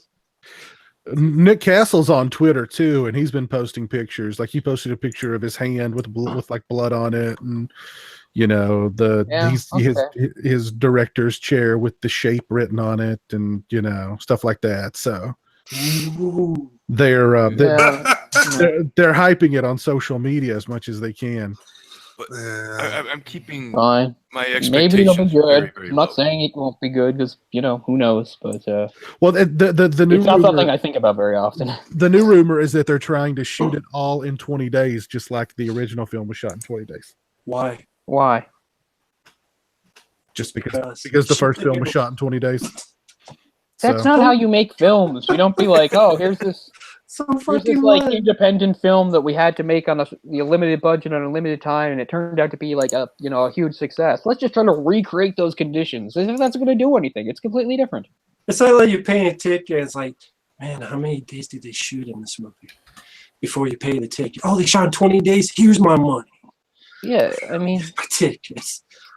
whether it took 20 days or 100 days or It doesn't sound as 300 bad as days, the Predator that Pizza almost killed me explaining, but explain all this Shane Predator Black shit. doesn't have any respect for his own work, apparently. Well, Jack Craven was in the chat earlier, and he said that he'd read a leaked script, and he was like, "Yep, it's all in there." Oh my god. Yeah, that's a good guy. Yeah, he told me about that. He told me, don't say anything, otherwise they'll kick you out on YouTube. I'm like, whatever.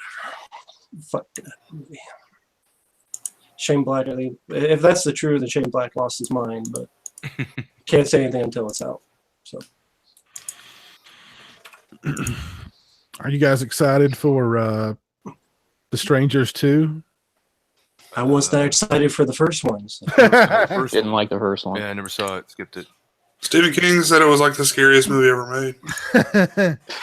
That's modern day. Yeah, he comes out of the woodwork every once in a while to say something like that. Yeah, I know.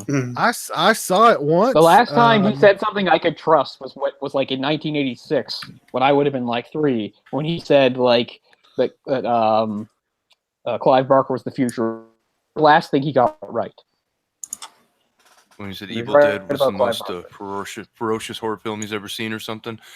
Okay, but Stephen King, after years of alcohol abuse and coke addiction and being hit by vehicles, knocked something loose. He's not the same Stephen King he used to be. So I take it with a grain of salt. He hates Matsumoto Drive, so I don't trust him. Yeah, exactly. Oh, he has terrible taste now. I thought that would be the advice he would give a young writer. What happens when I become so successful I lose my motivation? Alcohol and cocaine, son. That's what worked for me. Yeah, totally. I began to doubt whether or not my material was good, so I just got blottoed and didn't care. That's some of his best stuff, though. Yeah, he found so books he depressing. wrote, didn't even remember writing. Yeah, That's fucking hilarious. he doesn't remember writing The Running Man at all. He knocked that off in a week. Jeez. But the Strangers too. I mean, it's just another home invasion movie, right? Yeah, I mean, what's going to be different about it? Is there really going to be something we haven't seen before or something? Like I don't. They're going think to The Strangers was terrible, but they're going to explain why they do home invasions. I'm out Oh, thank God. already. I haven't seen the first one. all Already out. right? Yeah, I want to know the history and the real backstory. Thank God they're explaining it. Holy shit. It's gonna Zombie be director it's gonna be an this 11-year-old kid that can communicate with the strangers. Is The Strangers 2 just like another incident, or is it supposed to be like the same people, the same? I guess it's the same. It looks like the same strangers. They've got the same two masks. girls and a guy with a pickup truck. Yeah. Which to me is not scary, but a lot of people think 2 guys and a girl in a pickup truck is scary, and that's fine. When they going to do a sequel to Vacancy? When we get this? Actually, oh shit, they already did. Never mind. I was going to say I'm shocked that they Yeah. haven't. I hate did- myself that I've seen They Vacancy. did a sequel. I forgot. It was like a prequel. Fuck. But there's a documentary on Netflix about a guy who was a voyeur, and he built this hotel with a like a place to go look in the air vent, and like him and all of his other buddies that like to watch people would like go in there and for like 30 years. Nice. Like invite people over to watch people bang in his shitty motel room. Yeah. So Yeah. was he caught and he's doing a documentary because He wasn't caught. He was just doing the documentary. He's doing it? so he's just admitting? Well, a It's guy's his writing a book idea? on it. Like here's like I was like okay. a shady motherfucker that committed crimes for decades, and here's what it was like. Like Well, the statute of usually it's limitations like, is gone though. They can't. They couldn't press No. that's charges. still a if they weird wanted to. flag to wave. Yeah, I He's just gonna agree. come out and be like, "Yeah, I was Well- a total creep." Yep. The guy's crazy, so of course he does Yeah, crazy but things. go check it out. It's pretty interesting. What's it called? That's a good question. Let me find out. That reminds me of the worst documentaries I've ever seen, which is this horrible piece of shit you should never watch called S&M Man, which was about this guy that likes this total, loser, like he's just like some fat 40-year-old, never touched a boob type guy that like is obsessed with like making movies. He just makes these little independent movies basically where it's almost like a snuff film type thing where like usually some man is chasing a woman maybe in the woods or something and he catches up to her and kills her. He keeps making movies like that. Like those are his movies. And the documentary is about a guy, I don't know, interviewing him and asking about that. And it gets really weird because there's a point where after they have an interview, so he's interviewing the S&M Man guy and they're talking about shit. The interview ends and the S&M guy goes out into the street. This guy follows him and starts secretly filming him, and you see that he's secretly filming women on the street. He's stalking women on the street, following them because that gets him all hot. And then he sees that the documentary guy is filming him, and he flips out and he's like, "Don't film me! Don't film me!" And like the whole point of like the second half of the movie is he's trying to get funding for some special project, and it never happens. Like the documentary goes absolutely nowhere. It has like no point.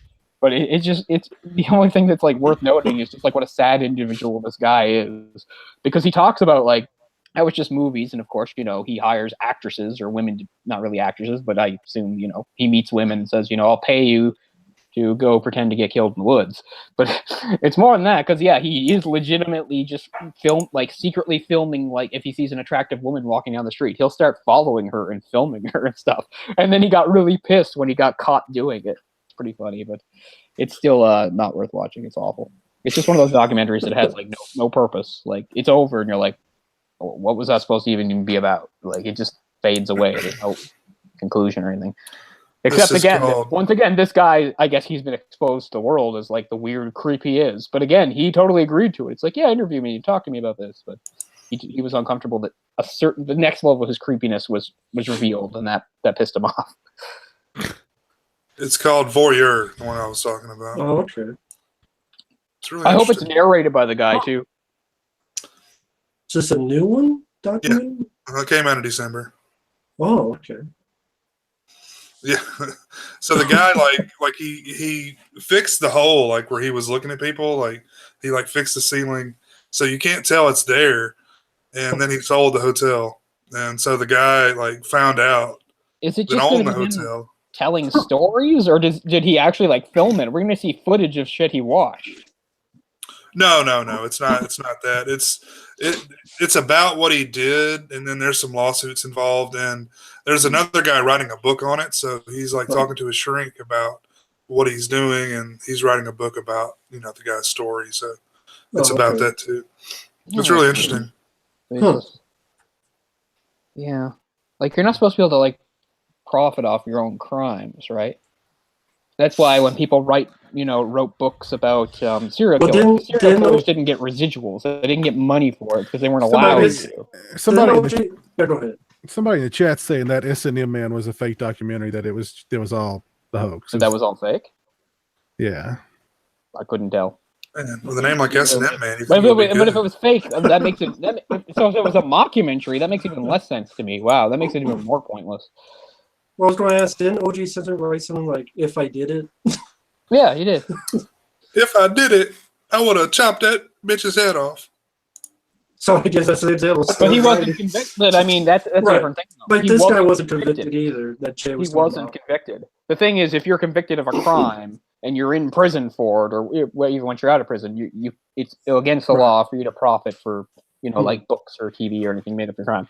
OJ had a good loophole because he was never actually convicted of it, so he could, so he could fuck with us. I'm sure he enjoyed that very much. Piece of shit that he is. Rocky, I picked up the Chainsaw Massacre 3 Blu-ray yesterday, so I'm going to do a review of it sometime relatively soon. So that's new. That's the newest one? Yeah, it came out the other day. Yeah. And somebody asked if we're ever going to do a Chainsaw Massacre retrospective. Yeah, we'll get around to doing that soon, I'm sure.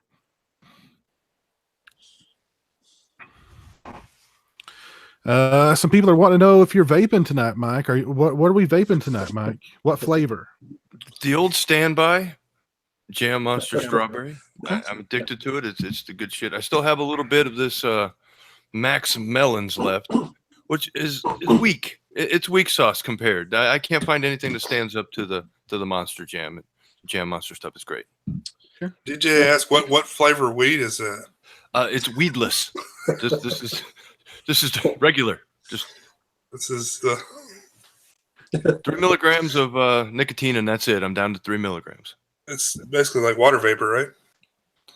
Isn't that what you're It's a glycerin and some other things to give it weight, but yeah, it's basically just like water vapor.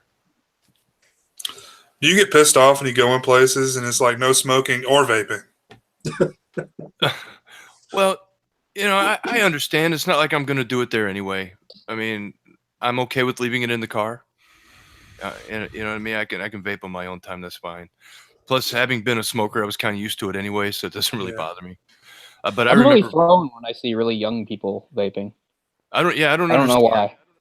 Vaping as if you're not a cigarette smoker just trying to quit, I don't understand vaping. But that's Well, just everything has to be a trend, right? Yeah, but it's Yeah. been 2 I years. remember a few days ago, I was out somewhere and there were like two chicks. They were both definitely under 25, early 20s chicks, and they were vaping. And I was like, I guess there's nothing wrong with this, but it just seems odd. Like I wasn't like, I didn't, I'm not criticizing them. They can do what they want to do, but it was a very strange sight to me. I was like, okay. It does look cool. I guess that's what they were going for. Well, Jay, you used a good word for a different topic, but you used the term bandwagon. Yeah. That's a good term. Yeah, I guess I'm But does it taste good? That's the thing. Like that makes you feel good, or It I gives never him vaped. it gives him the nicotine that he Yeah, needs. it kind of the- simulates what the nicotine does when The you're. THC is why it does it. I can't get that here, damn Unfortunately. it. Yeah. I saw a guy the other day on somewhere on the internet. He had a huge vape pen tattooed on his arm with the smoke was turning into a wolf. Nice. I was like, that's going to be cool in like 20 years when nobody knows what the hell that is. All I know is that prior to this, trying to quit smoking was damn near impossible, and it's been 2 years since I've had a smoke. Nice. So it's working. I went from 18 milligrams down to 3, next to 0, and then I'll leave it behind. That's not something I'm going to do for life. It's just something I want to make sure that I'm done, so I don't end up going back to cigarettes. That's all.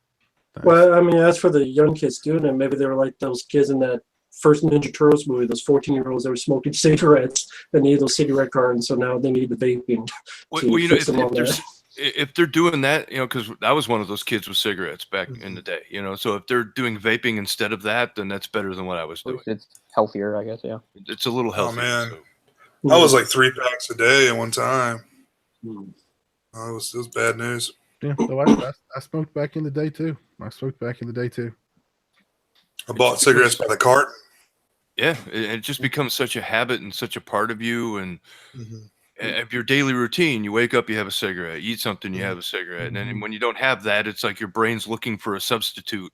And then you get that craving, and what there's like how many different thousands of chemicals in cigarette smoke that are addictive, and Yeah. it's a terrible thing. My favorite cigarette was the one right after a good meal where you sit back and you just, that What was your brand of choice? whatever was cheap. Oh, really?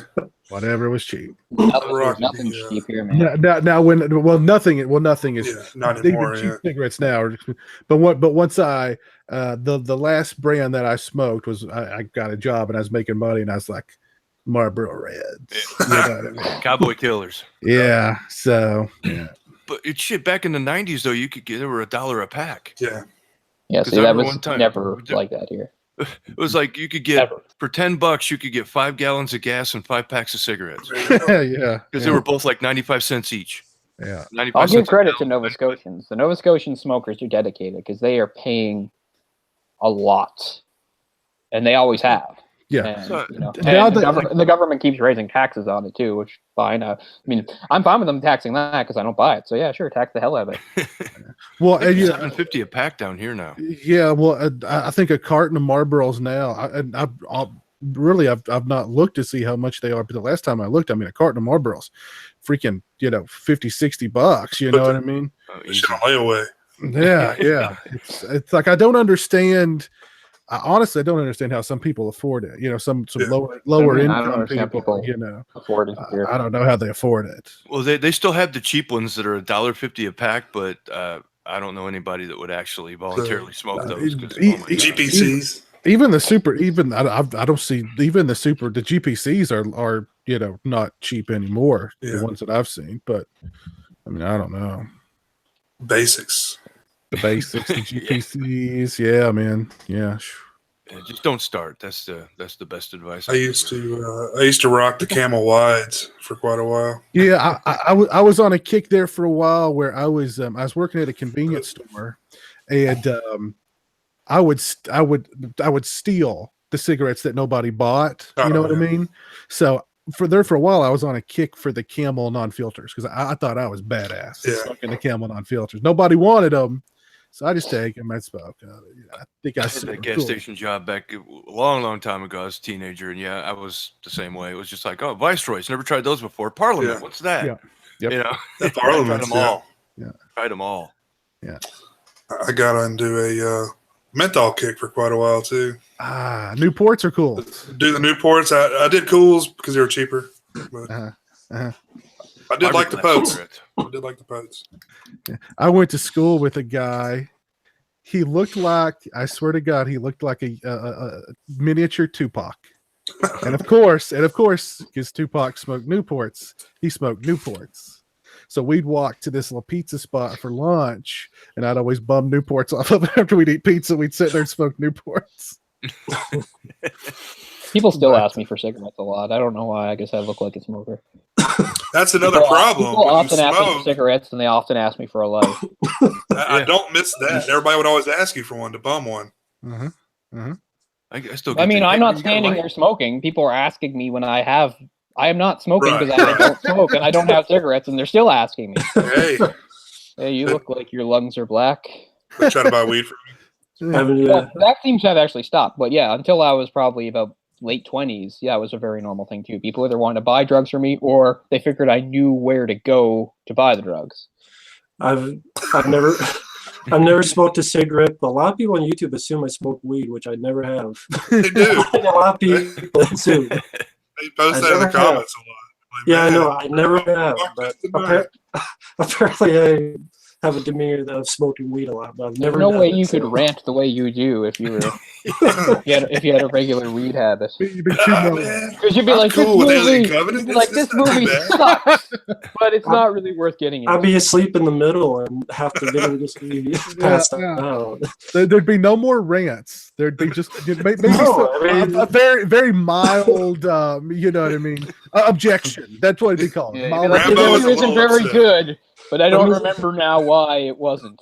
I have to be on some kind of other drug for the amount I rant on. It have to be like cocaine or something, which I'm not on cocaine either, folks. I promise. I tell you what's I smoked. I think I started smoking when I was like 8 years old, and That was 10. and I smoked on and off and on and off and on and off, and sometimes I'd smoke heavier than others, and Wait, you're serious? 8? 8. Yep. 8. I was 14. Wow. My stepdad smoked. His friends smoked, so they'd come over. I'd steal a few cigarettes, or you know what I mean. That's how you got started. I remember vividly. Somehow I got a whole pack, and I stood outside my house and I smoked every freaking cigarette in that pack. Oh, I've done that. I went back inside and was sick as a freaking dog. A friend of mine, we stole a pack of cigarettes and we smoked the entire pack, and then I had to go eat dinner. and I was trying to not to get in trouble. I was trying to play it off, but I was sick as a dog. I'm trying not to throw up in my plate. And after dinner, I just went to bed. I was like, I don't feel good. I'm going to bed. Oh, it was horrible. Do not recommend. But when I finally decided to kick it for good, I just stopped smoking, and I really did. I had no problem kicking smoking. The most difficult thing that I've ever kicked is soda. Mm. That was 10 million times more difficult than cigarettes. Yeah, that's something I don't think I could do. And I mean, I was soda, pop, cola, whatever free for like 2 or 3 years. I might would have one very seldom. I mean, I'm drinking it again now, not a whole lot, but I mean that was it was the same thing as the smoking with like food. Food didn't taste as good with just water or something else. That's what happens every time I lay off it, even for a few months. I'm just like, yeah, I don't think I can quit it. I mean, I've already paid all the prices for it anyway. I've already had stomach acid and lost my teeth and stuff like that. So just like, there's no point now. Might as well keep going. Yeah. That's what I say about meth. I'm like, fuck it. I've chased this dragon long enough, right? There you go. Yeah. But I did smoke cigarettes for like a 6-month period in sort of a weird whirlwind thing where a friend of mine who I was living with, his mother died. And I did not know what to do. And I started just being out of the apartment as much as I could to avoid him. Because I was a terrible friend, I guess, and I just didn't know how to be around him because I felt awful all the time. And one day I was just out standing around doing nothing. I was near the university campus, and somebody I had a class with, not really a friend, but somebody I knew from a class, was standing there smoking. And I started talking to them, and they were like, "Here." So I was like, "Yes, okay." So I'm 22. I'll have my first cigarette ever.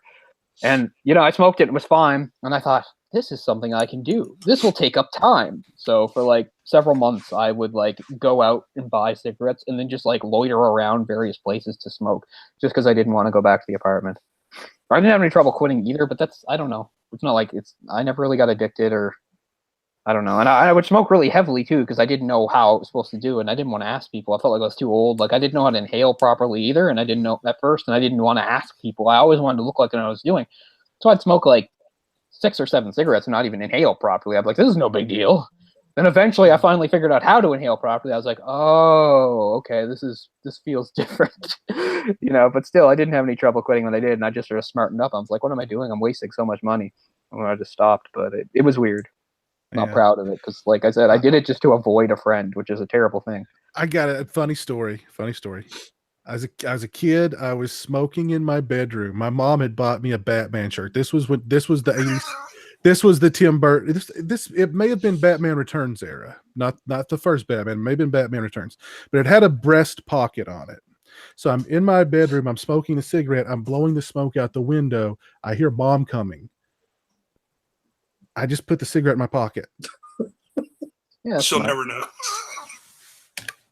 I don't know what I was a little kid. I don't know what I was thinking.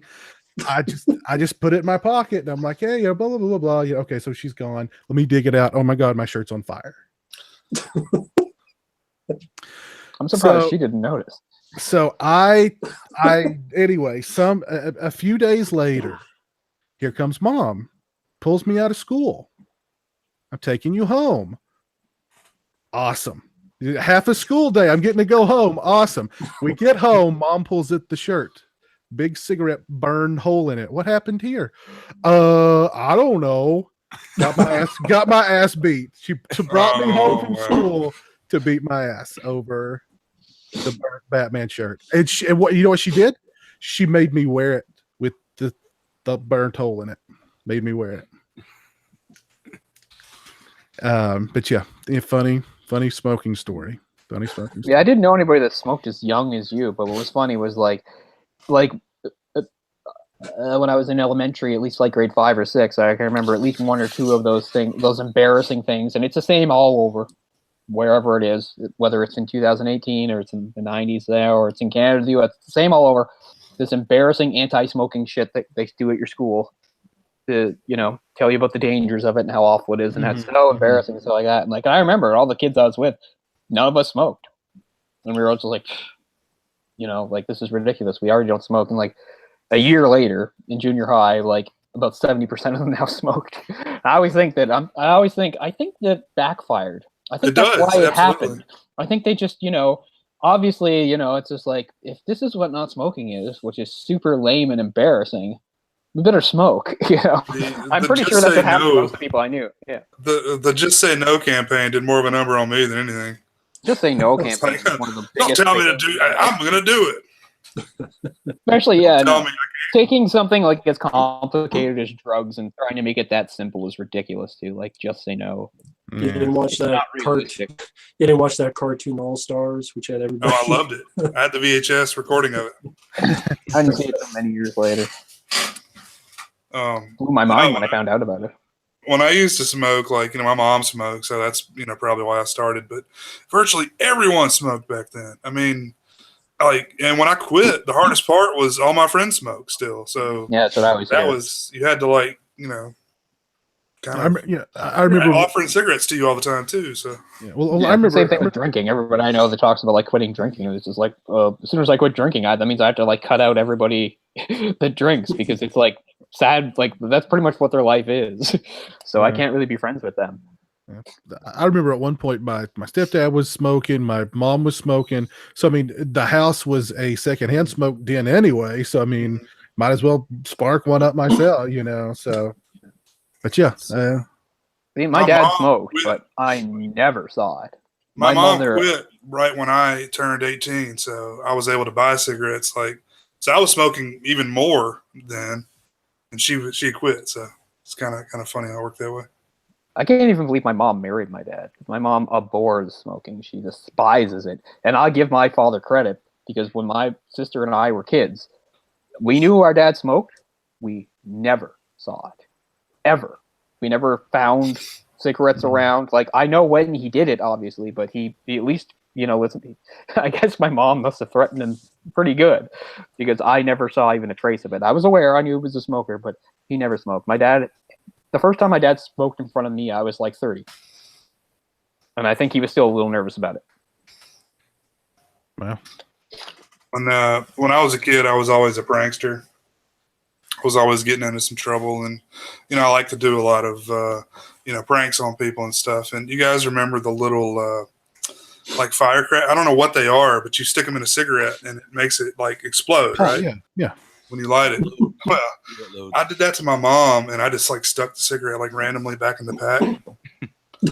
and I was upstairs, and I heard first the boom, then her scream, and then I got my ass beat so bad. It was worth it though, man. If I had seen her face when she did that, oh man.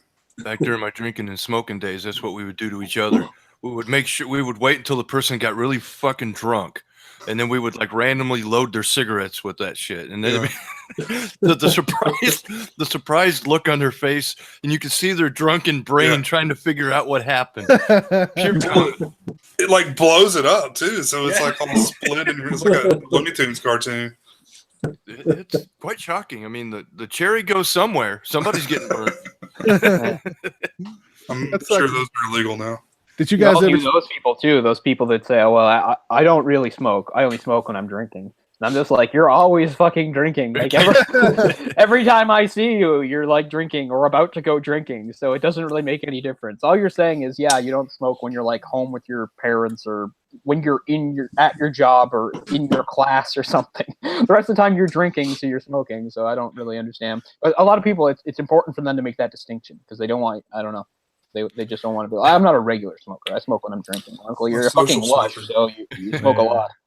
I had a friend that had the T-shirt with the pockets on it, like you were saying, and he would be a special victim, because when he would get to a certain level of drunkenness, there would always be a lit cigarette that would end up in one of his pockets. It would be just like everybody sitting there waiting for him to notice. It's cruel, but hilarious. I mean, and it worked every time. It's just like you waited till he got to be a certain level of drunk. Then he'd be smoking a cigarette sitting next to him, and just reach over and drop it in his pocket and wait. It was hilarious. Good stuff. Good times. I miss those days. there was a time where it was cool to smoke clove cigarettes. Talk about, those things exploding, you'd be smoking those and they'd be popping and, embers would be flying in your hair and in your eye. And you just like, I never got into those. Yeah, those are rough. Those were something. Oh, goodness. Jeez. Taking a walk down memory lane here, talking about smoking cigarettes. Captain Kangaroo. Smoking cigarettes and Captain Kangaroo. I watched the Roo. Yeah, when my mom stopped smoking and my stepdad moved out, that left me in the house being the only smoker. I've never told anybody this. I used to smoke in the shower while I was taking a shower. I would keep my head above the water and wash myself while I smoked. Never told. And I'd put the bathroom window down, kind of let the smoke go out. For some reason, I think I thought that the steam would camouflage the smoke and maybe do away. I don't know. This is healthy. But yeah. Smoking in the shower. That's kind of like, the I don't know. That's just a weird point to be in your life where you're smoking in the shower. That's something I imagine. That's something I imagine like Bruce Willis doing in a movie, just smoking in a shower. Yeah, exactly. Yeah. That's pretty much like his character from the football one or whatever. Last Boy Scout. Yeah. Oh, another story I've never told anybody. It was my last Boy Scout moment. I was out of cigarettes. I really, really wanted a cigarette. I was walking down the street. I saw a half-smoked cigarette in the street. I picked it up, lit it up, and smoked it. That was a low point. That was a low point. That's when you have to examine your choices. Yeah. That was a low point. So. Then Damon Wayans came by. You got into some hijinks. No, then Halle Berry came by and everything was all right. Everything was all good. Yeah, my smoking was always low points. I remember I had a fight with. This was a few years after I'd stopped. Again, it was only a brief period. I'm not like you guys. I'm not a real smoker. I was like a fake poser smoker for a few months. But I had a fight with my girlfriend who I was living with, and I stormed out the apartment, and I didn't have anywhere to go. And eventually, I just sort of sat on the curb and tried to contain my rage. And then some guy sat down next to me. He's like, "You look like you could use a cigarette." And I was like, "Yes, damn right."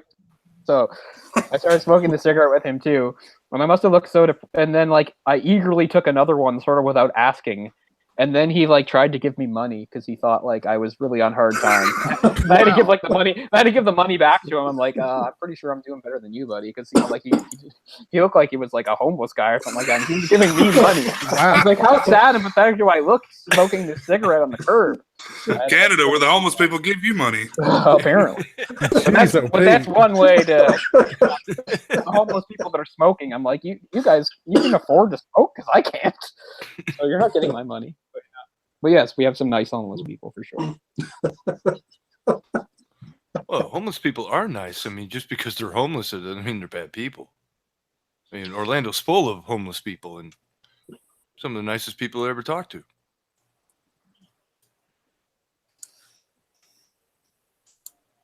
Well, that's a downer. Let's see when you have nothing, it's funny. The more you have, the less you share. And you have people that have literally nothing willing to help you out. Mm-hmm. Yeah, so pretty sad. Let's see what's going on. Let's see how the viewers are enjoying our completely random episode here. They've been enjoying it. I've been monitoring the chat here. It's interesting. Nice. Somebody's ripping bong hits. They're talking about passing blunts. They want to know if Rambo's ever drank anything or been drunk. In my entire life, I've only drank 5 beverages of alcohol, and most of them were water coolers, 2 water coolers. So I'm more caffeine, which is going to be the death of me. So fucking. Baby Herman's claiming that you were drunk on a live stream years ago, Rambo. I don't remember that. I mean, I was. People always assume I'm either drunk or high on weed, but I don't do either. So level of rage, as we have said before, is unattainable with that kind of a buzz. I get tired a lot, but no, I don't get drunk or high on weed. Like alcohol just doesn't taste good to me. That's why I've only had like a handful in my entire life. And You should smoke some weed and watch The Last Jedi. I hear it. I hear it. yeah. Turn right around on it. Oh yeah. I was gonna I've ask never tried weed, but I don't think that'll help anything with. Nah. Nah. People I are disagree saying with that The that. Last Jedi I is the best disagree. Star Wars movie ever made, and I'm thinking that maybe there is a new strain of weed up in Canada that I haven't tried yet that actually makes that piece of shit seem like the best movie ever made. Here we I'm go. interested. I'll take that challenge. But yeah, I've never had weed, despite what people think, and I've never been drunk on a live stream, despite what people think. I did fall asleep once when we were watching Halloween 6, but that's because of the movie, not because of being drunk. I think Stingray's fallen asleep during a couple of some streams too. Movie Man 95 says, I've played video games while stoned with friends, like we were once playing Battlefield, and I thought I was actually flying a TIE fighter. Man, That's what are you smoking, man? Sounds like some good shit. I've only felt stuff like that from like when I did shrooms years ago. I used to do shrooms like in my late teens, early 20s, and yeah, that like enhances things. You could say. I saw somebody was in the chat not long ago talking about Xanaxes and drinking lean. The whole world, I don't know. I don't know. Yeah, Xanaxes are no joke, man. Xanaxes. Somebody gave me a Xanax one time. They're like, "Hey, let's have a party. Here's a Xanax." I took the fucking thing. 30 seconds later, it was 12 hours later, and I was sitting in the same chair. I'm like, "What the fuck happened? Did anybody bad touch me while I was passed out? Holy shit! I lost 12 hours of my life. That's not a party. That was the last time. Oh, thank you." Those Xanaxes will jack you. They'll kill you, man. Those things will kill you. Punched by Mike Tyson. This was a couple years ago. Me and some of my buddies went out to the woods, and we were basically just blowing shit up and drinking and shooting guns and stuff, just going crazy. And they gave me something. I forget what they call it, but it's similar to a Xanax, but it's like a sleeping pill. Is what they prescribe it for. They were feeding me those things, and I was like, "Keep giving them to me." You know, I can't feel anything, and I blacked out like immediately, like in the daytime. So it was like an entire like day. I can't even remember what happened. And apparently, I was going crazy the entire time. So I never had that laissez-faire attitude that you had. Yeah. Even when I did drugs and stuff like that, I didn't trust people that gave me stuff. Never. I never. Well, they're friends of mine. They're not going to kill me. Well, yeah, they are. They had guns. They can easily kill you. Easily. But I woke up with like scars all over my body and like wounds and shit. Like, oh man, I don't know how did I get that? What is this? This is bad news. Wow. Jeez. It was fun. It was fun. Was it a halcyon? No, it was like temazepam or something like that. Oh, lorazepam? No, it had Pam on it, so I know it was like a benzodiazepine. So. Okay. But they prescribe it for sleeping pills, and it did not make me go to sleep. Wow. And I was drinking Fireball with it, so that didn't help either. Yeah, I know people that Xanax have killed, man. That's no joke, man. Those things are no joke. Yeah, they really do overprescribe that stuff too. Mm. It's really, really addictive too. Like the withdrawals from benzodiazepines are like the worst. Like they'll kill you. Yeah. Well, and you can't just stop taking them, or you'll die. Yeah. You have to be weaned off of those things. Yeah. Baby Herman says he prefers cocaine. Baby Herman just that's like the fast lane. Yep, there you go.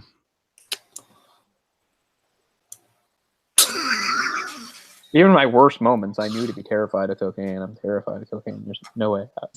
I would never try it. Man. Not even just Rick James would say it's a hell of a drug.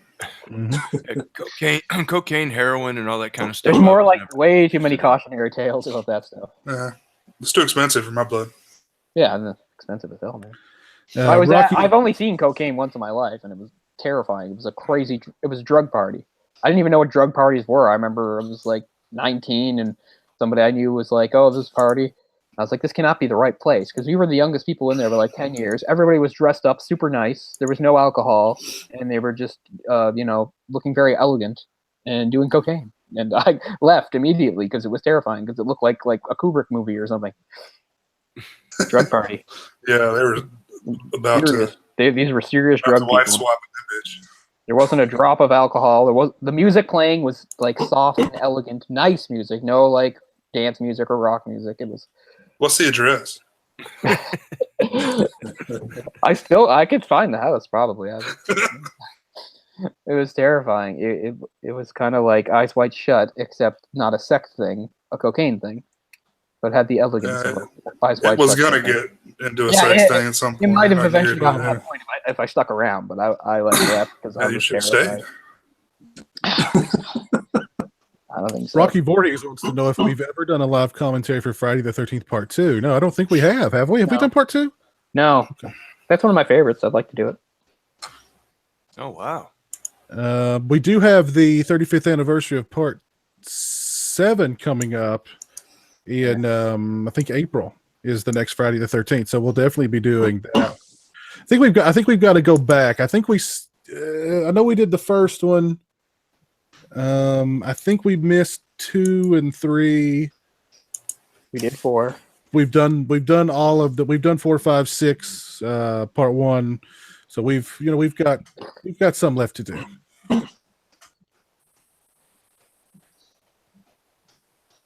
You could do Jason Goes to Hell.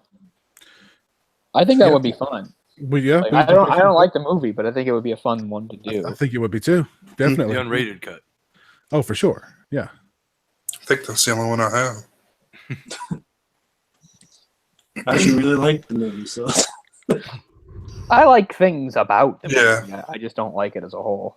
The premise is completely batshit stupid, but it's entertaining because the characters are kind of like in Part 5. It has characters like Creighton Duke that carry it. And there are situations that make it entertaining. At first, I hated it, but Plus, I just have weird mixed up memories of it because it's like the first one I ever saw the way through. Because when you think of my age and stuff, it was like sort of the one that I was too young for all the ones in the 80s. This was like sort of the one for my generation. And I was super excited to see it. And then it was just so, high concept and confusing with the stuff they were doing. I was like, what? Yeah, like a sacred dagger and stuff. I don't know. Yeah. being reborn out of his dead sister's baby Well, factory. be truthful, even the first one's bad shit. I mean, I get it. Like they done a million of them. They felt they needed to do something new. I get it. Just misfire. Yeah, the other ones before it did have some crazy concepts, but the demon worm Jason body hopping thing, shaven weird stuff. Just if you can believe it, it's even more batshit than the other ones before it. It's out there. It's out there. It's the most out there Friday movie. Yeah, and I wasn't even sure of that when I saw it. Like I knew it was out there, but I didn't know how out there it was compared to the others. As far as I knew, the others were a lot like this. I didn't know, so it was confusing. Coroner is possessed to eat his heart, and then becomes Jason. But you can only see Jason in the mirror, and then he body hops and. Yeah. Somebody I remember two kids like describing that scene in front of me before I'd seen the movie, and I just thought they were full of shit. Talking about a coroner eating the heart. I was like, okay, that doesn't happen in Friday the 13th. That's my favorite part of the movie. I'm like, that's some other movie. This guy's eating a heart. You're thinking of another movie. Like, I thought that for sure, but no, that's in the movie. That's the same guy that plays Duke in Rocky V. Yep. Which I think is pretty cool. Yeah. Who's Duke? I don't remember. Who's Duke? Touch me and I'll sue. Yes, the manager of gun, yeah. Oh, the promoter. What? Touch me and I'll sue. The Don King one. Don King, that's the name I was looking for. Yeah, the Don King knockoff guy, yeah. He did a pretty good job. Knocks him out. Let's see. Yes, we are hoping that Peter Brackey will be back for the Friday the 13th Part 7 show, that live commentary, for sure. We have done a Halloween 2 live commentary, DJ. I think somebody told you that. We did do Part 2 right after we did Part 1. We back to back. I can't even remember if I was there. I hope so. I own the movies. Somebody's wanting us to do a Nightmare Part 5 live commentary just because. Your pin? I have all the nightmares, so I can do those. Cola's Gay says, awesome show tonight. Keep up the great work. Thank you, sir. Which nightmares have we done? The first one? We've done the first. That's the only one we've done is the first one. Can't believe I haven't done the second one. I know. They do like 3 and 4 together or something. Yeah. I mean, yeah. Yeah, I love 3 and 4. Part 2 would be great. That'd be a fun one to do. Part 3 would be a fun one to do. I think that. I mean, they'd all pretty much be fun to do, really. Texas Chainsaw 3D. Maybe not that one. Yeah, I don't know. We may have to be drunk for that one for real. We talk about Do You Think Cuz? Oh my god! Like the timing doesn't even add up for that movie. She would have to have been like in her late 30s for that to even make sense. No, And clearly it's like 21. Like they don't 20 even equals 20 try to years. do the math in that movie. But Is this anyway. the new one or the one before the newest 3D. one? 3D. The 3D. So before this would have one. been like what? Like The before one. 2012 or something, right? Something like that. 13, I think. This has Okay, 2013, and they have like this. She's supposed to be like born in like the mid 70s or like it doesn't make any sense. I'd be like, okay, so she wouldn't be 20. No, they thought this first one was in the 90s, I guess. They thought. Okay. Yeah. I guess, or they purposely like is they any dates they scratch out. Oh, they tried to do the floating timeline thing. They Well, scratch out all the dates. The Yeah. floating timelines only work if you start with a floating timeline. You can't just like retcon one in later on. Well, that's also the movie where Yeah. the sheriff is like, "Good job, take that guy home and make sure he's okay." I know he murdered a bunch of people, but the sheriff is like, "You take him home, lady. And you keep him locked up as if he's fucking dog. It's okay if he murdered like 500 people. You take care. You take him home." Yeah. That's the fucking sheriff. He's the good guy. Oh god. Oh goodness, guys. Let's see. What time is it? How long have we been going here? It's almost 11. Do you guys want to call it a show? Are there any other revelations you guys want to make? Any kind of secrets you've never told anyone that you want to get off your chest now, or it can't be any worse than smoking in the shower. I found a dead body once. No, I'm just joking.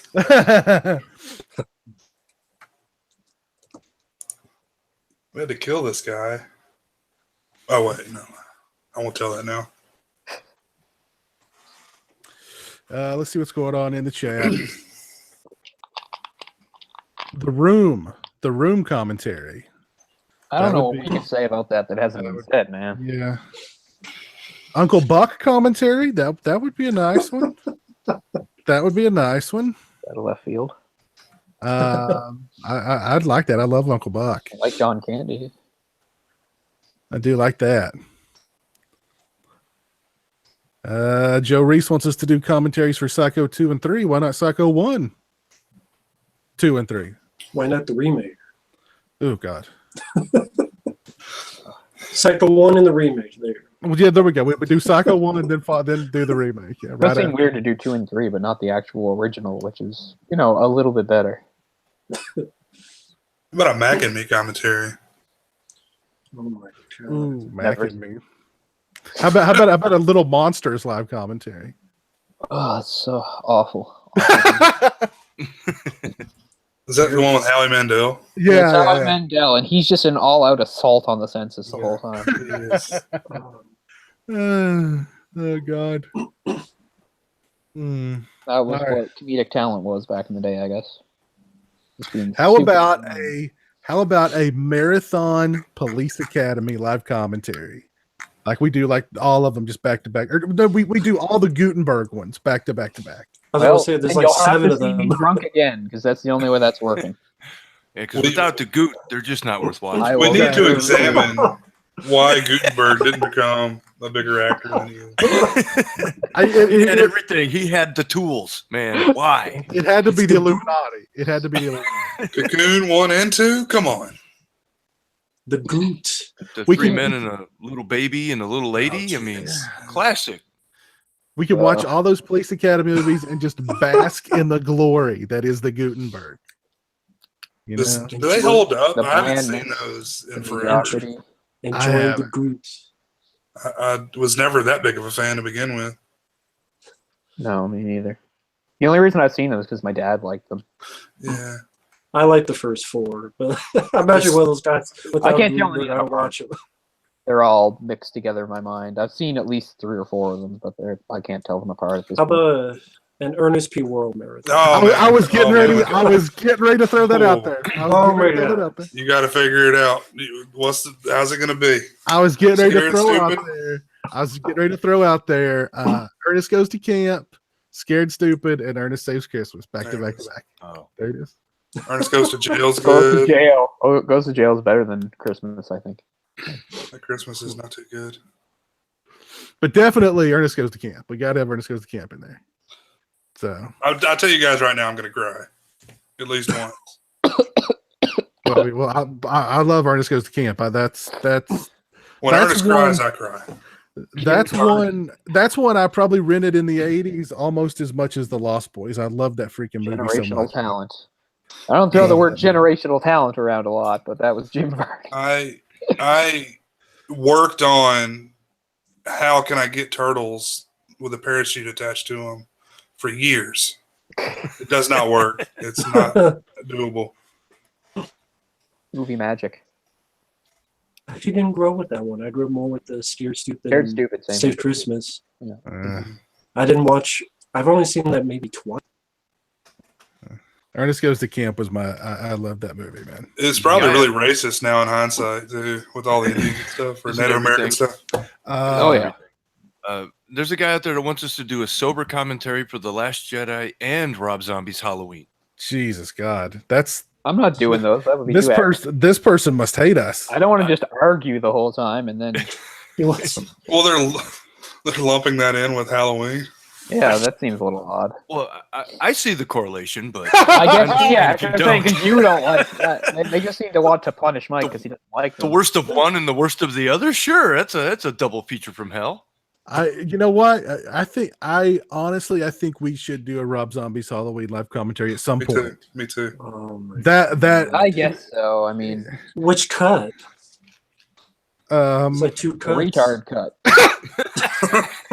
That's what they call it. Again, which cut? it'll be Which cut the is that? it'll be the slit your wrist cut. It'll be the cut. Yeah, Which one is that? They're both. I have seen both cuts, which is kind of nuts when you think about it, but I have. Because I did Alright. see it in theaters. I saw the theatrical cut, and then I saw the director's cut. I've I'd rather only do seen it. the original. I'd rather do a fucking commentary on fucking Cool as Ice, Vanilla Ice. Ooh, let's do The that. other one's worse. I'd The rather watch director's cut Cool is as worse, Ice. I would say. Look, I got a line from that movie that I used one time. Said, "You better drop that zero and get with a hero, girl." It did not work. I wonder why. That should be a guaranteed. I remember that line. Yeah. Oh Jesus! Well, we've got a lot of ideas for commentaries coming up for sure. So, I'm telling you, Steven Seagal direct-to-video marathon. I'm oh telling you. jeez, my God. Attack Force, the vampire one. I'm telling you, you guys will never be the same. Steven, Red Band Cast wants a Point Break commentary. That'd be fun. He also wants a Big Trouble in Little China, which we have planned to do, but just haven't gotten around to it yet. Yeah, we actually That's that because was it kept getting like outvoted. We put that like in the to be voted like 3 times, and 3 times it got it lost. always got it always lost. Yep. Ah, goodness. License to drive. We'll have I'm like an to. excuse just to we'll watch have the to- weekend. I haven't seen it in a while. We need to do. We'll schedule a new viewers choice live commentary here soon. We'll do like the Oscars. We'll have like 10 different ones you can choose from. So, Cyborg was on the list, Steven. That one was on a viewers choice list at one point, and it got outvoted. But unlike the About what? Oscars, the viewers actually get to choose. Exactly. Yes. One of those on the poll could be the Blob, since that turns 30. Yeah. God, that's such a good movie. Yep, such a good movie. Yep. So a lot of good ones that turn 30. Wow. Yeah, 88 was a good year for Good movies. year, yeah. Yep, that was a good year for movies. Free to check out our video where we talk about the films of 88 for folks who haven't seen it. Yep. Well, guys, let's go ahead and call it a night. It's been definitely a fun show. The random shows just kind of They're just good times. Just good times. OJ, cigarettes. I was gonna say, after the show's over, I'm gonna go buy a big pack of cigarettes and a bottle of Start smoking again. the Man. hardest liquor I can find. And a McGriddle and some Go cereal. party with some of the homeless people downtown. I'm ready to live again. McGriddle, cereal, and then a cigarette. There you go. Thanks to the panel who joined me tonight to have this this awesome discussion. Big thanks to everybody who tuned in. The chat was very really fun. Cole's already coughing like a smoker. He's not even smoking again yet. So. No, this is gag coughing, unfortunately. It's Uh, the coughing I do so I don't barf. maybe we're ending the show right at the perfect time then. Well, guys, have a great night. Have a great week. Thanks for tuning in. We'll see you guys next There it week. is. Ed, can we hear him puke? Can we hear him? Nothing. Nope. But we're going to end the show on puke. Perfect Makes way. sense. Perfect ending, guys. All right, you guys have a great night, a great week. We'll see you next week. Take care and peace.